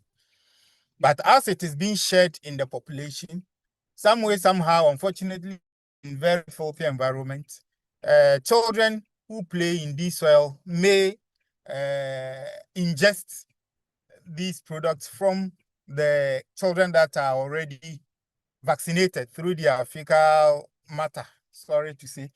And because they are still attenuated, they are not dead, they are still able to then confer some level of immunity within the gut of these these new children who have ingested the Sabin-like forms. And at the end of the day, it confers some form of protection also to those who have not necessarily received the vaccine, but have taken it or gotten it through the environmental ingestion of the fecal matter. This is then able to then protect them, though they have not received it. And through this, we've been able to make some progress in terms of the protection that we offer or we cover with the OPV to children, or secondary protection, if we may put it so, to these children. And the OPV is rapidly deployable at scale during outbreak response. It has some disadvantages, as I tried alluding to, in terms of, or within under-immunized population, the live vaccine for the OPV, as we know, is live attenuated. It can genetically revert and cause circulating vaccine-derived polio virus outbreaks. And then the effectiveness can also be reduced by concurrent enteric infection or poor sanitation in some settings. So because of, for instance, the first disadvantage that OPV has, the plan is that moving forward and to get polio eradicated globally, we need to plan to successfully or progressively replace the OPV with the IPV, which is an inactivated type of vaccine. That is to say that the vaccine has the cells within it, or the antigens are killed.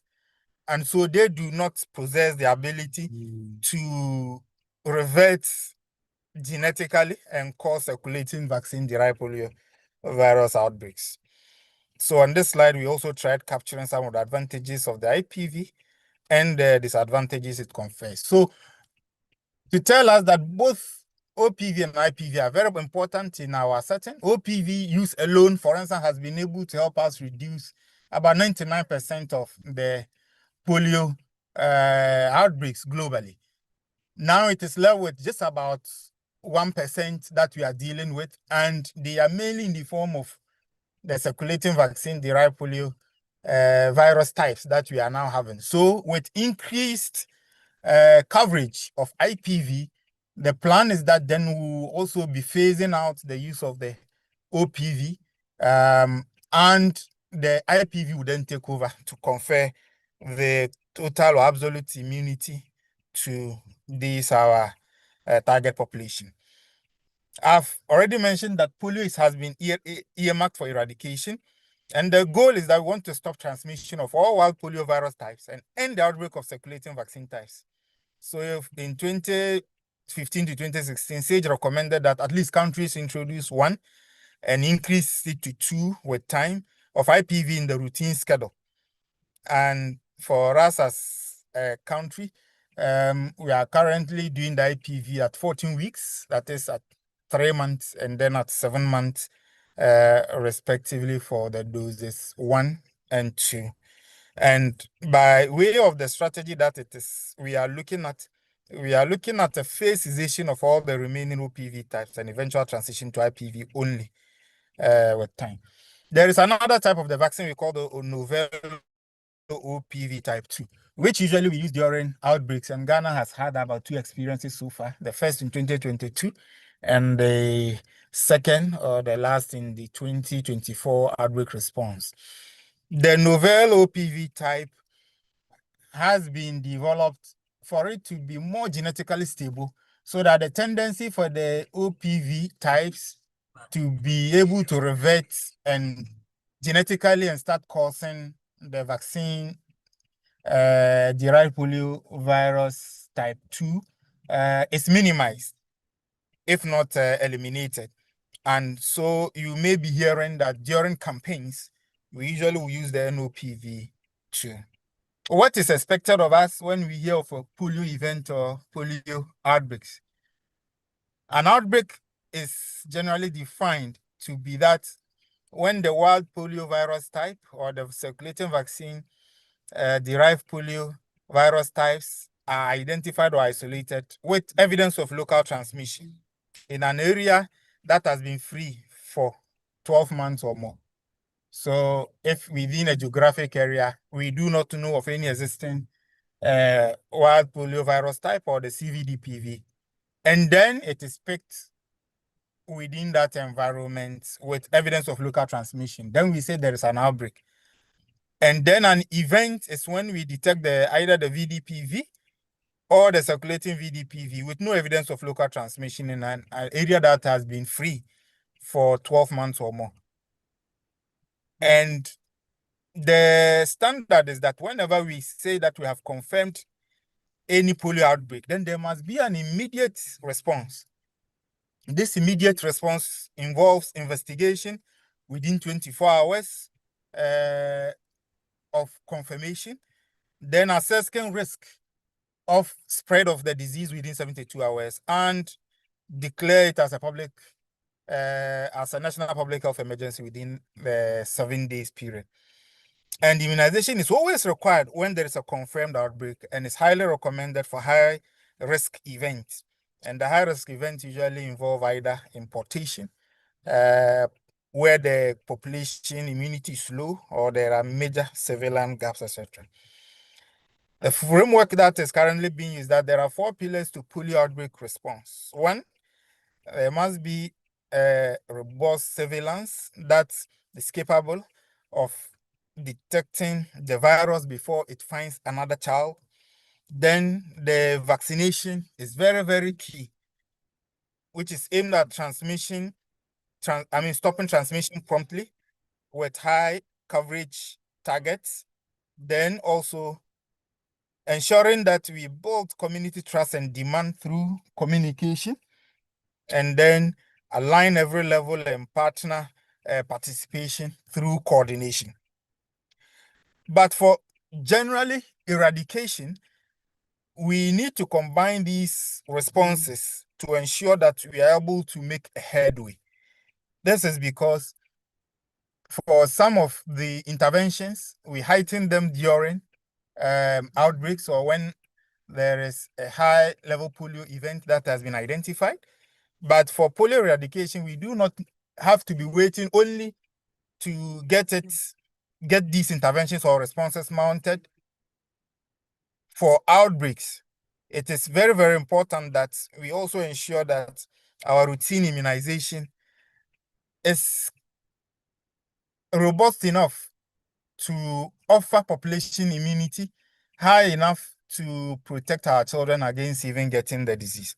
So, in terms of the combined responses or interventions required, we need high population immunity, and this will usually will achieve it through routine immunization, high coverage for the routine immunization, and also conducting SIAs, either national or subnational at the subnational levels with high coverage levels. Generally, the target is 90%, but for us as a country, we've always targeted 95% because our immunization program has been robust over the years, and 95% tends to save our population very well. Then also the sensitive surveillance is very, very important. And whenever there is there is an outbreak occurring, our ability to rapidly respond remain then very critical. Strong laboratory systems, community engagement, and political commitment also is very, very important. When we talk of routine immunization, it is expected that for us to make a headway with our polio eradication efforts, we maintain high inequities with age-appropriate polio vaccines. In the routine use, I've already indicated the BOPV and the IPV are used. All efforts must be made to identify zero-dose and immunized children and vaccinate them. And then the use of data, immunization data, to locate geographic areas and population immunity gaps remains important. And the strategy that is currently being used involves the fixed outreaches, the overbank where we conduct these campouts, and delivering the services integrated with other childhood interventions. In our routine immunization program, we offer the OPV at 3 touch points, or let me say 4 touch points. The first is immediately at birth, where we give the newborns an opportunity to receive the OPV vaccine within the first 2 weeks. But the standard is that efforts must be made for them to receive this vaccine immediately at birth, where they are offered these 2 drops of the vaccine orally. Then at 6 weeks, where really the series or the primary series will say begin. I must quickly add that the at birth schedule is an additional opportunity we are offering our children in Ghana. It is not globally counted as one of the primary series that is being offered routinely. So you notice that to compare performances across countries, usually you see us doing more of the OPV1, OPV2, OPV3, which we offer at 6 weeks, 10 weeks, and 14 weeks respectively. And the IPV1, which is given at 14 weeks or soon after, and the recent introduction or the most recent addition of the second dose of IPV at 7 months, all aimed at increasing population immunity and protecting our children adequately. And then a major step towards phasing out the OPV doses with time from the routine schedule. By way of how we've performed over the years, I must say that as a country, we have done well in terms of the performance for polio with vaccination. So if you look at what we are projecting currently, from 2015-2025 WINIC data, which is the WHO UNICEF immunization estimates, you notice that for OPV3, which is the third dose, we have generally done above 90-95% across the years.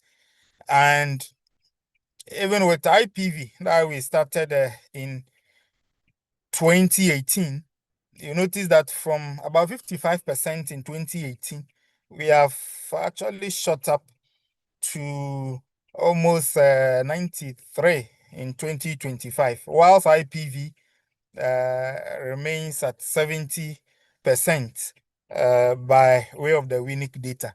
When you compare us as a country with our neighboring countries in West Africa, Ghana is generally doing well.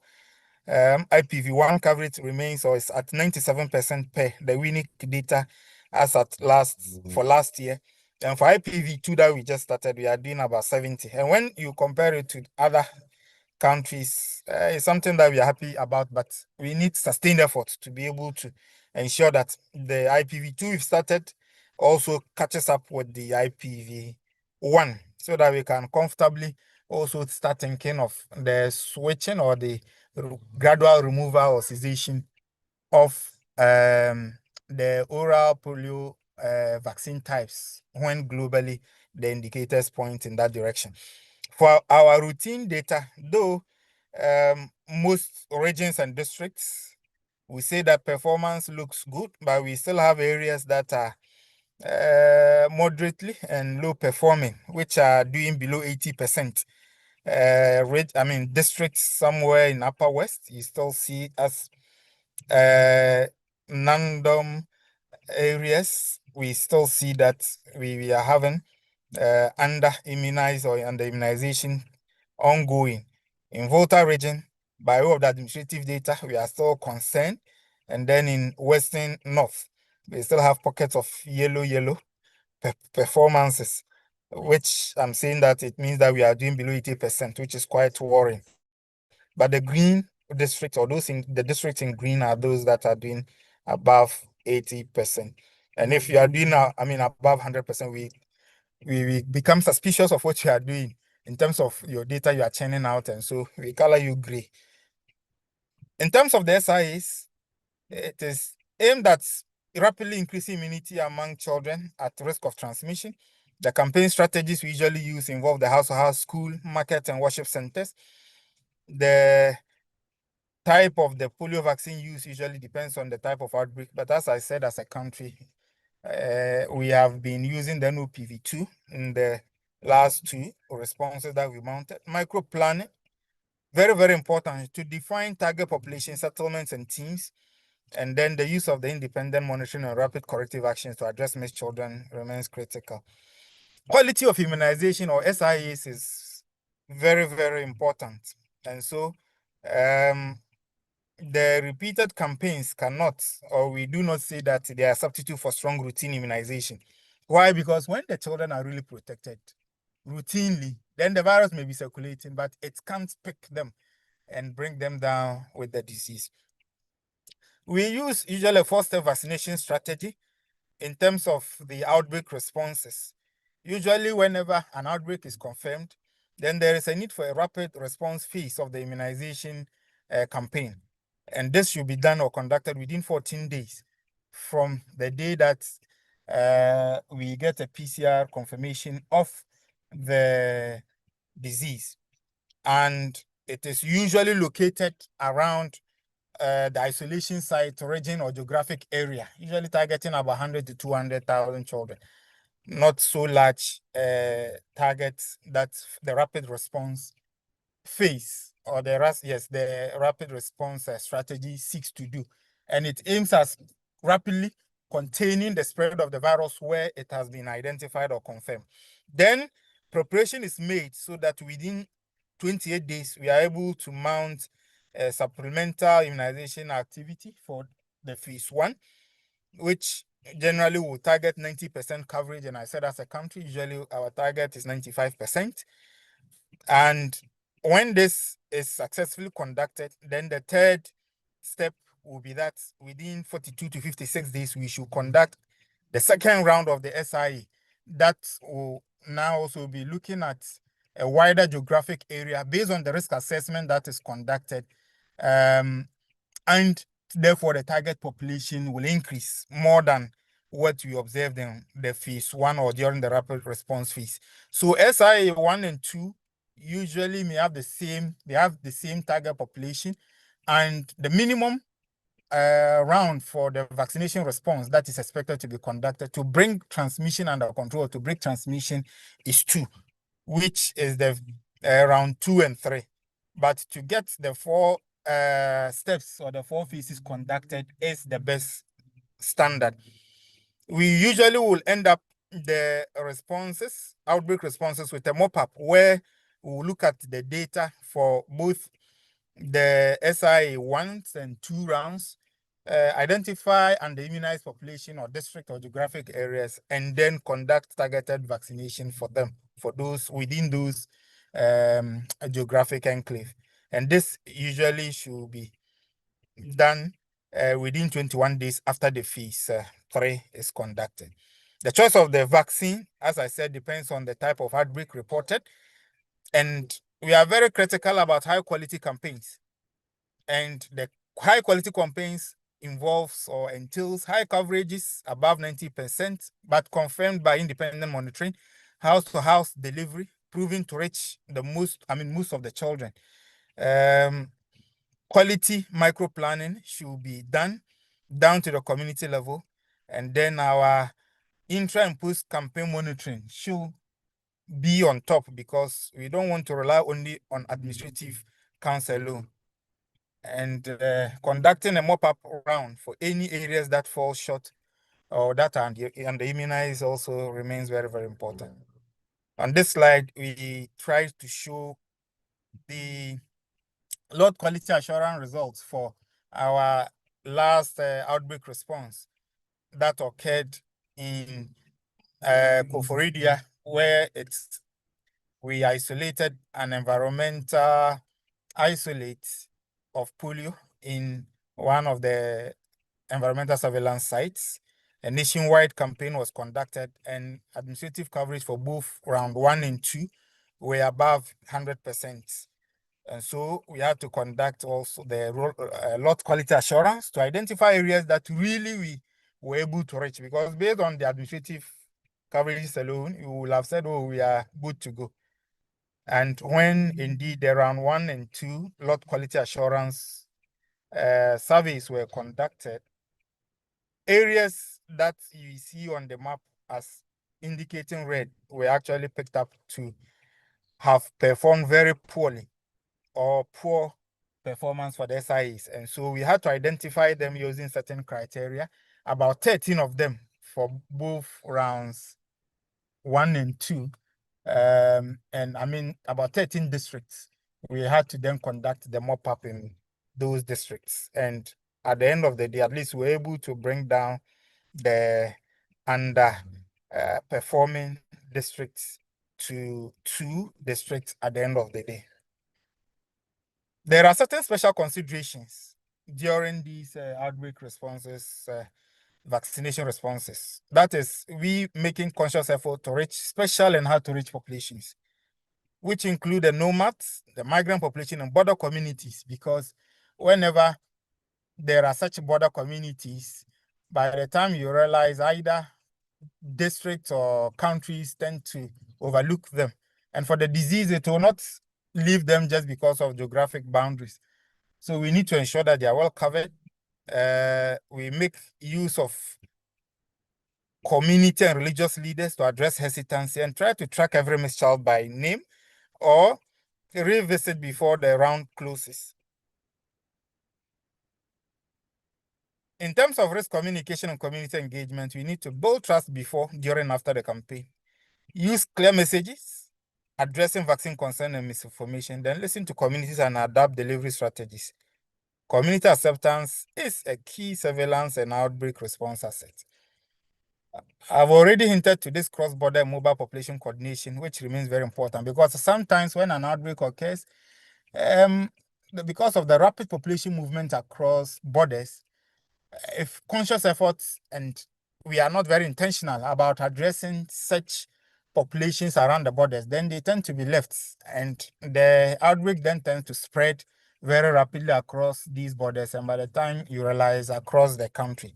So we need to pay attention to these and then share surveillance information and coordinate vaccine vaccination strategies across these borders, using or mapping the mobile migrant and refugees and trading populations under this remains very key. Sometimes we need to synchronize the response activities so that the transmission risk spans, or like when the transmission risk spans the country. Use of data monitoring accountability remains key. And in terms of the common challenges, the vaccine hesitancy continue to be there. Though as a country, for our routine immunization, it tends to be minimal, but there are still pockets of hesitancy we sometimes encounter. Missed children. And this, we are saying that you can get them through granular microplanning, tracking and repeat visits, weak surveillance, active case search, where our clinicians or healthcare workers come in very handy, and using our data to review reviewing surveillance data to identify where the transmission is really occurring. Then in terms of population movement, we've already highlighted this cross-border coordination and vaccination at transit point. Then sometimes the outbreak may occur, or the event may be identified, but to respond to rate delays by all the vaccination. And to get this done, then we need to get the triggers very clearly documented, have contingency plan, and ensure that we pre-position resources so that whenever it is picked, we are able to, the case is picked, we are able to respond appropriately. Sometimes insecurity is a major issue, and so working alongside our security personnel remains very, very important. In terms of what your role as healthcare workers is, in terms of our clinicians, we request kindly that you help us pick these AFP cases and report them within 24 hours. Help us identify the missed and defaulting children and link them to immunization services. So not just during campaigns, during the routine immunization. Our clerking or history taking will not be complete if our immunization history is omitted. And we kindly request that we pay attention to this so that at the end of the day, under-immunized children or those that we are even missing completely, we'll be able to quickly pick them ahead of the disease. Then also, reporting and managing the adverse events per national guidelines and policy is very, very important. The population or segment of the population have concerns about the safety of these vaccines. We helping to report and manage them as the protocol states, help engender trust in the vaccines, and the community will be rest assured that when they receive the vaccine and they have concerns, it will be promptly addressed. We take the opportunity to remind us that the adverse event following immunization management in all our government institutions remain free. When we pick the case, let's promptly manage it and submit our bills to the district health directorates, which will be subsequently forwarded to region and will receive it at national, at DG's office. And then based on the assessment and review, necessary support that national needs to give to the various districts and facilities will then follow. Our public health nurses and health promotion officers, you have to support us, or you need to support us, educate our community on benefit of vaccination to generate demand, and also the need to maintain environmental hygiene. Supporting in the identification and reporting of AEFIs, and promptly supporting the management remains critical. For disease control officers, we need to participate, or our participation in case investigation and risk assessments remains critical. Supporting specimen collection and cold chain transport all come in there. And for our community health nurses and other KIDA, the house to case search and the delivery of immunization, both in the routine and our campaign settings or during outbreaks, are some of the rules that we expect that you support us with. In conclusion, to eradicate polio is a public health system challenge, especially also for vaccination. The best response is for us to institute early, coordinated, data-driven, and community-centered immunization response, and the high population immunity will, in most cases, help us prevent the outbreaks. We are certain of this. but we need to support it with the sensitive surveillance to detect transmission and help us maintain polio-free status will then also require sustained vigilance. And so involvement of our healthcare workers, all of us, and close collaboration with communities in this regard remain critical. And we know that as we continue to engage, you continue to offer us the necessary support in achieving our global eradication target for polio. Thank you very much for the opportunity. Thank you so much, Dr. Tanko, Deputy Program Manager, EPI, for the presentation. This is to remind those of our colleagues who will join the feed via YouTube that you should indicate your MDC numbers via that platform. The last speaker is still having challenges with connecting to do the presentation. So for the chairman has directed that we will have to reschedule that presentation. Next time we'll do the other engagement. The next webinar, we'll have the opportunity to do a presentation. So at this point in time, we'll open way for questions, question time, about 5 questions. So I do anything bothering you, you raise it, and then the subject matter experts will deal with it. I can see Dr. Achiano's hand raised.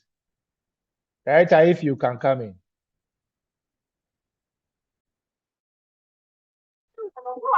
Good evening, distinguished colleagues online. I just wanted to suggest if Professor Odum can share the slides with you so that you can project them and then he can speak to them all. Is that not possible? I think the problem has been his audio, actually, not with the projection. Oh, okay. All right. So we don't hear him at all. Because that would have been a very good option. Thank you.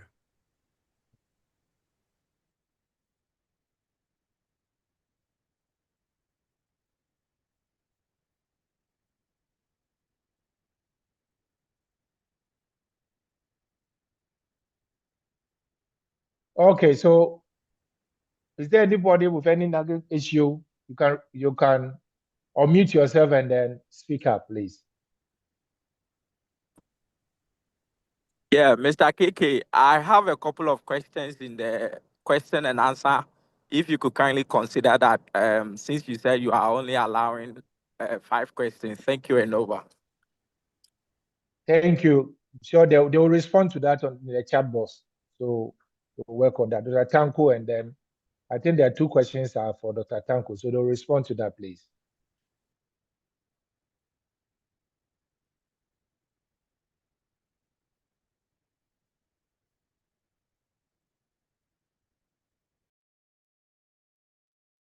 Yeah, Josephine, please, can you speak up?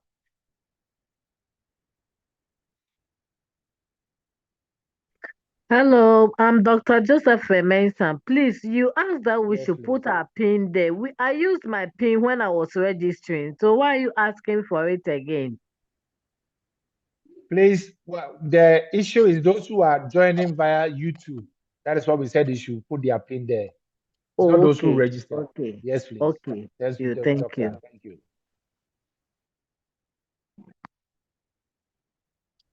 Hello, Kiki. Hello, Kiki. Yeah, Prof. Yes, Prof. So is it possible I speak through the phone whilst I project through the laptop? Or time is fast gone? I think that, like we discussed, time is far gone, so the opportunity will come as the chairman for the day has mentioned. Okay. All right. Thank you.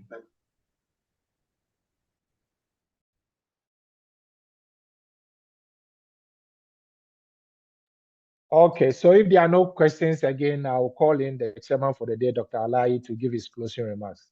Director. All right, thank you very much. once Prof's audio seems to be working now, I think maybe if we can give Prof some 10 minutes to, I know the time is fast spent, but Prof, if you can be able to give us a quick look, maybe in 10 minutes, to give us an idea of what we have, then we can probably, as I said, we would have another session on as part of our series. We can repeat this session with more emphasis on the lab. But if you can quickly in the next 10 minutes, we'll be grateful. Then we can wrap up and close. I'm certain colleagues are also eager to hear from the lab side what is done. So over to you, Prof. Odum.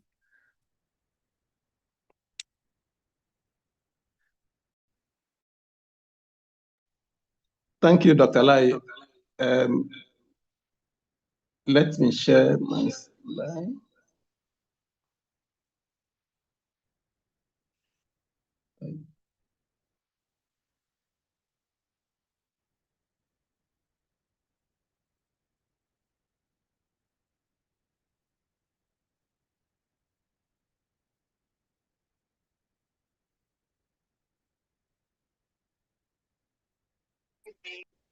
Yes, can you please see my slides? Yes, we Hello? can see if you can put it in a slide mode, the presentation mode rather. Yes, thank you very much. So let me do a quick one. So the presentation will take this one. I'll try to explain the role of the polio laboratory in surveillance and then case classification, and then also try to describe the specimen collection, handling, and then transportation to the lab. Most of this has been discussed already, so I'll be very brief on it. And then to interpret the laboratory results and link them to the public health action, then the way forward. So the polio lab in the country is located at the biology department of the Noguchi Memorial Institute for Medical Research, University of Ghana. And it was established in the mid-80s and was strengthened in 1996 to support the surveillance activities.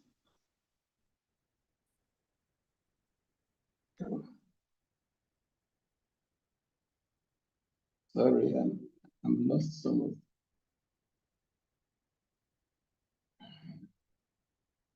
I can't see my slides again.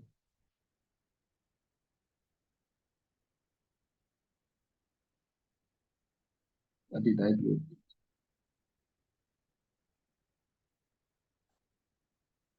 Oh.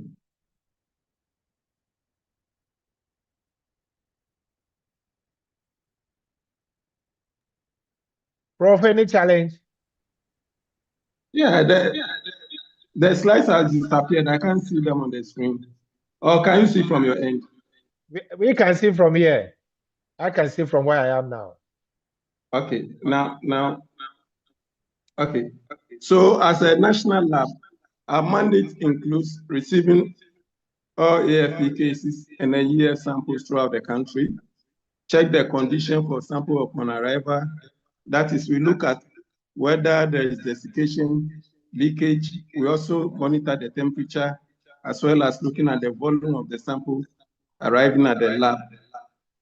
Then we also look if there are any inconsistencies, maybe not complete case investigation field, etc. And then we report to surveillance. Or sometimes we call the investigator to supply the necessary information. Thereafter, we process the sample and then share the results with the National Disease Surveillance Department, EPI, and then WHO. As a regional lab, we serve many other countries like Benin, Mali, Niger, and Togo. But again, we also serve 10 more countries when it comes to sequencing. So for these 5 countries, we process the sample from the beginning to sequencing. But those 10 other countries, we only do sequencing for them. So all the samples that we receive, we process all of them and then share the results with the respective countries as well as WHO. As a regional reference lab, we also train staff from other polio labs and then supply essential items also to them.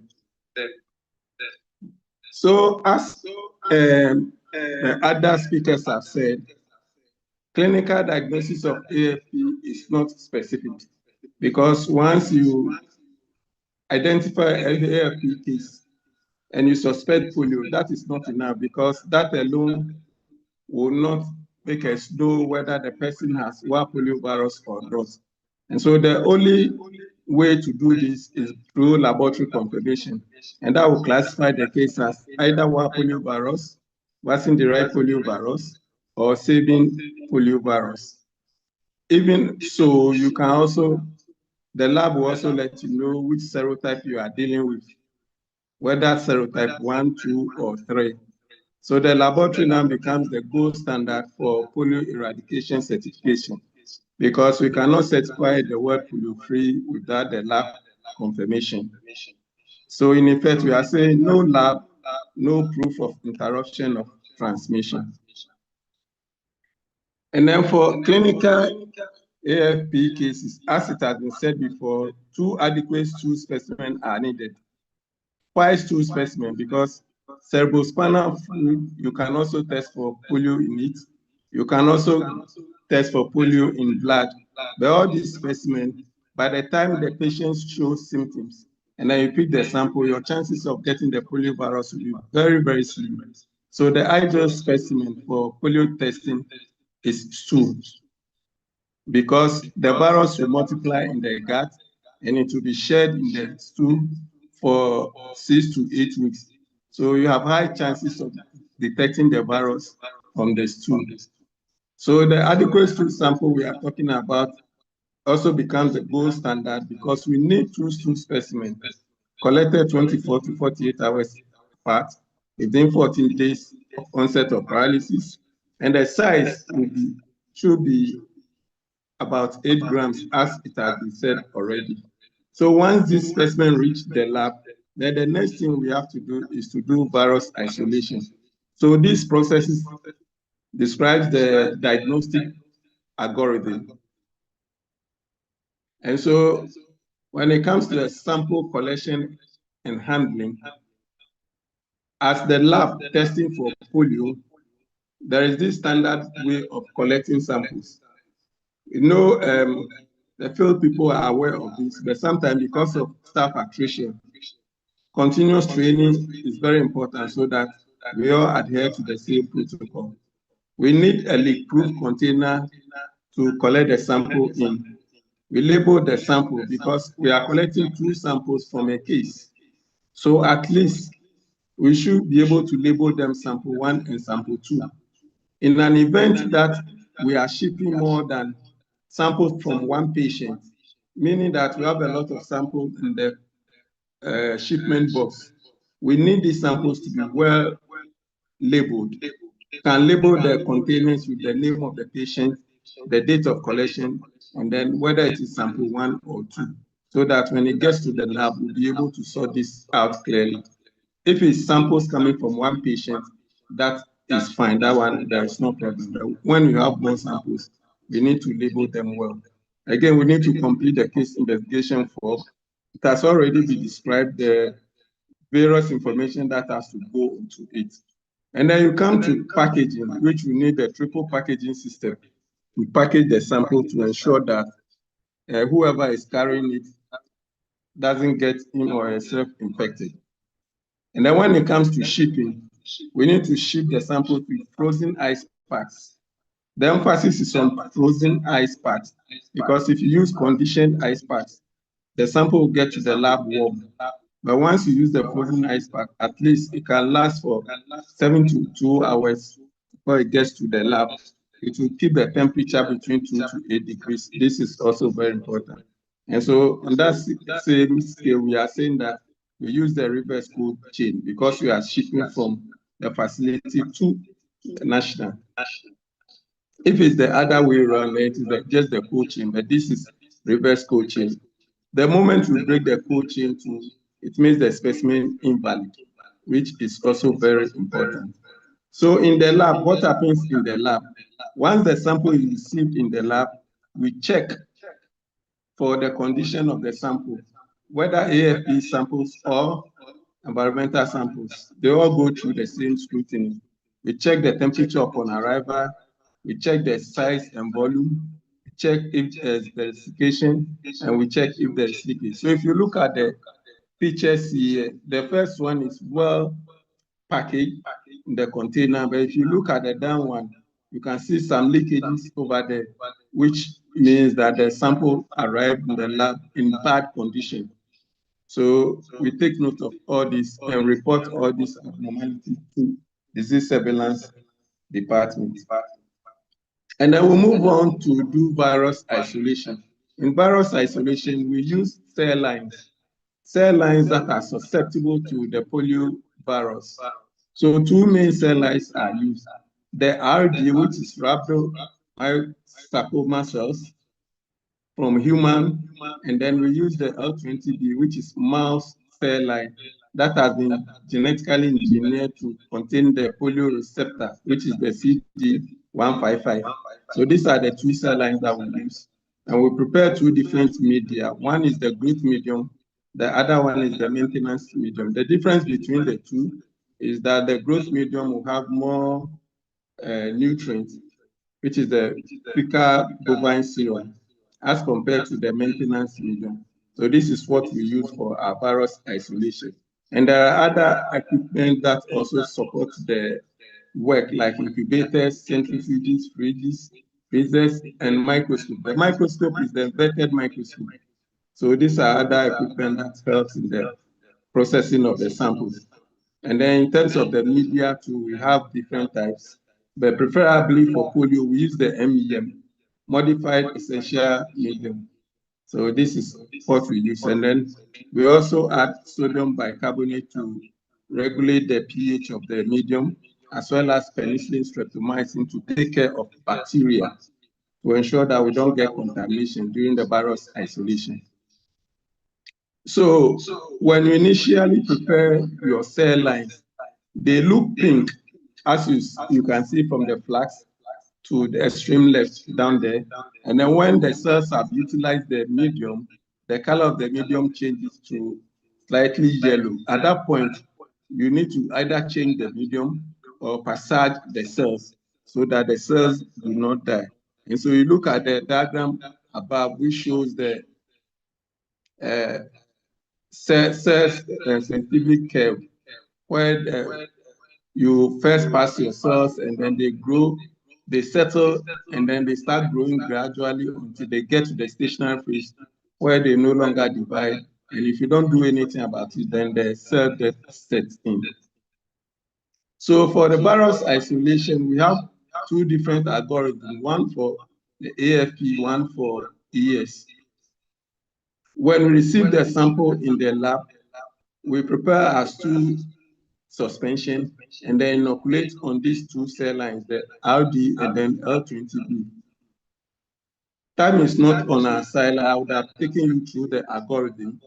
If you put the inoculum on the L20B, you incubate it at 36 degrees and observe it for 5 days.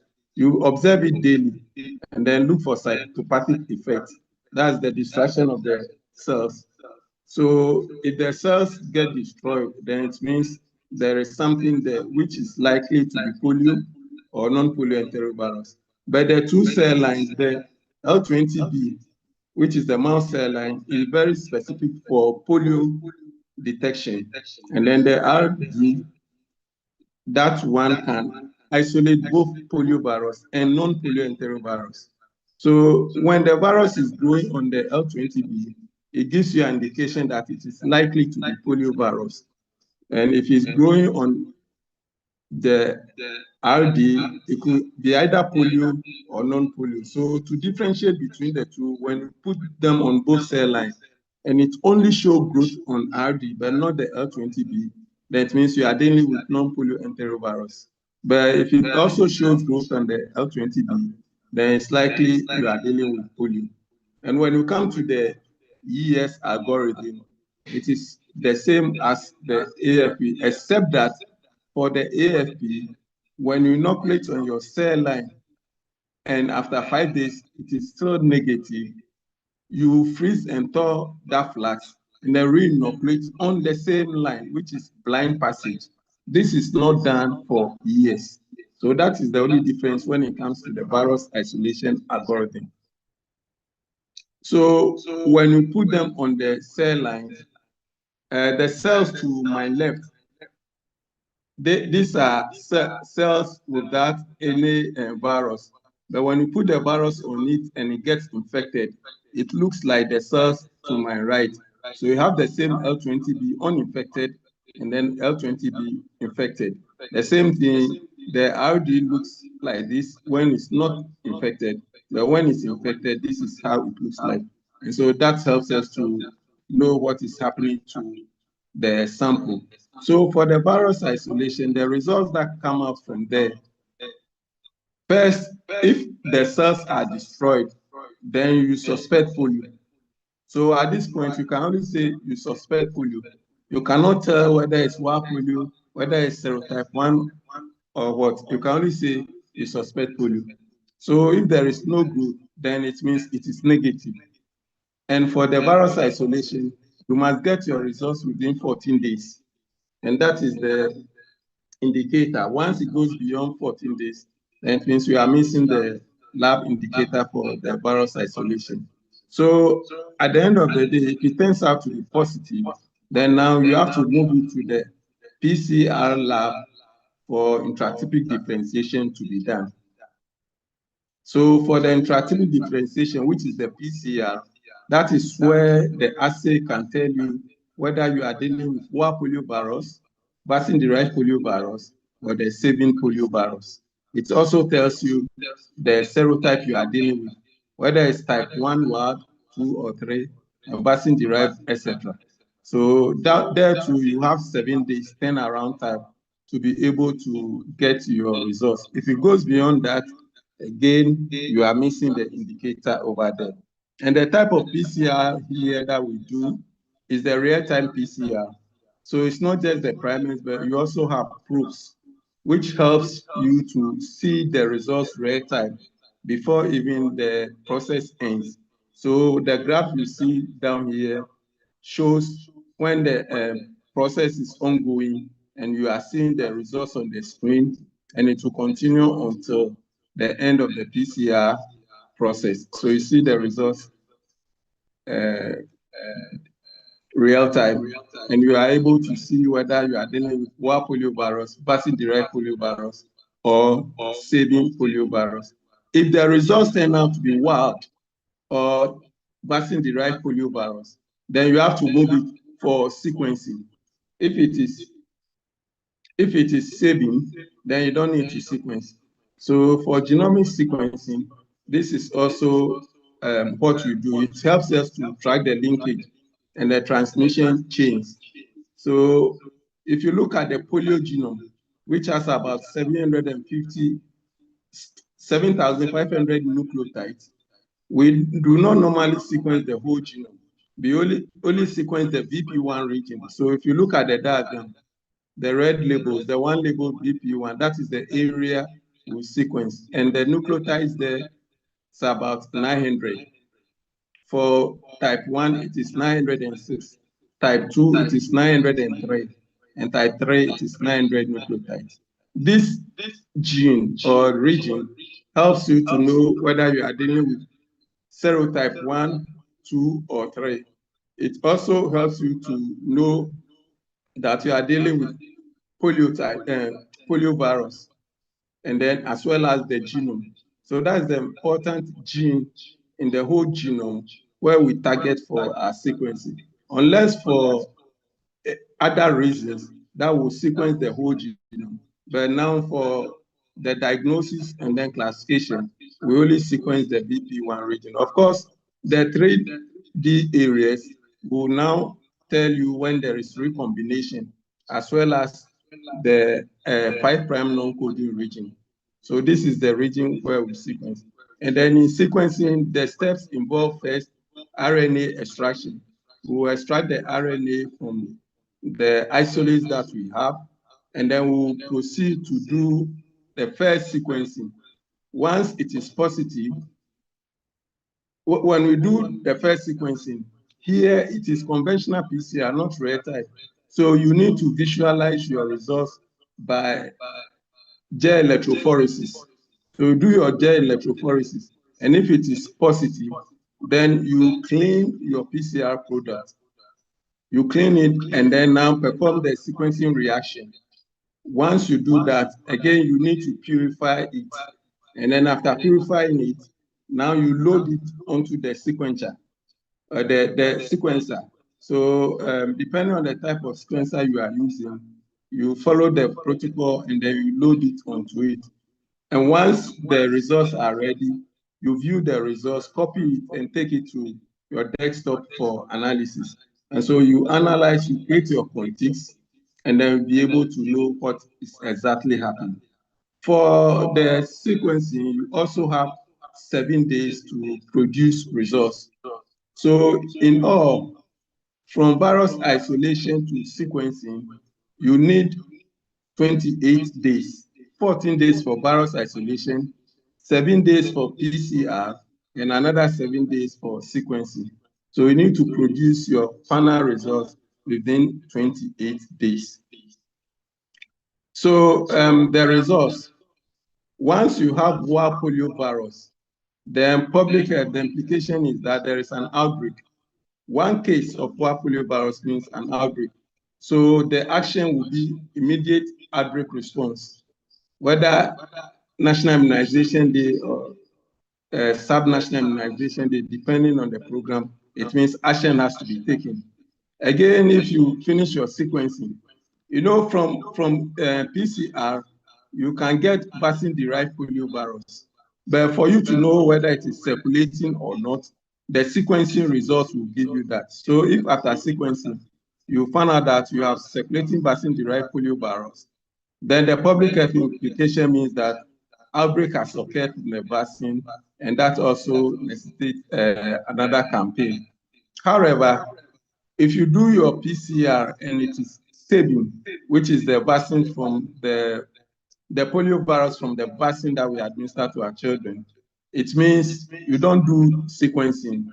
And the results means that you don't need to take any action because what you are seeing is what is in the vaccine. And again, if your PCR result is negative, it means there is no polio and this can be discarded. And then if the sample is inadequate, then it also has effect on surveillance. It puts question mark on surveillance. Apart from the results, we also go through quality assurance and quality control. For the cells that we use for our virus isolation, that's the RD and the L20B cells, every 3 months we perform cell sensitivity to ensure that the cells still have the sensitivity to isolate the polio virus. The moment they start losing their sensitivity, it means we are going to miss our polio viruses. So we need to do this regularly to ensure that the cells are sensitive for detection.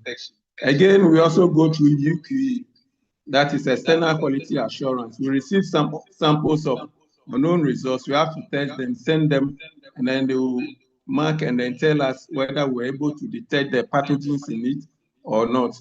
So we do this also once in a year to also check the competence of the lab, whether we are losing our competence or we still have competence. And so this is also very important. And then we also have annual on-site visits, which also add to the UPA for accreditation. So the lab undergoes accreditation every year. And I'm glad to also inform you that the polio lab has ISO certification for 15189-2022. We have this accreditation and we need to work on this every year to maintain this accreditation. So the way forward, if you look at our processes, we are doing virus isolation. Some people will say, oh, this is a very old technique. Why don't we do PCR straight away? But that is the algorithm for the polio work. In fact, that is what all the polio labs are doing all over the world. We are all doing virus isolation. But again, we can do the direct detection, which we have tried, we have evaluated that against the virus isolation. It has been found to be very good, but WHO are still not giving the labs the nod to start using that. So maybe very soon we'll shift from the virus isolation and do direct detection PCR without having to, because virus isolation, if you look at the timelines, that alone takes 14 days before you can continue with your PCR and sequencing. So if we get rid of that, we'll be able to get our results very quickly. And then lastly, we also talk about population immunity, which normally, like we use the vaccine coverage, etc., to measure this. But very soon we will introduce polio serology, where we'll take blood samples of people that are taking the polio vaccine and then try to measure the antibodies to check whether they have protective antibodies against polio. So once we are done with this, this will also be introduced to also help the program. So it will complement the vaccination activity, and we can boldly say that indeed our children have immunity against polio.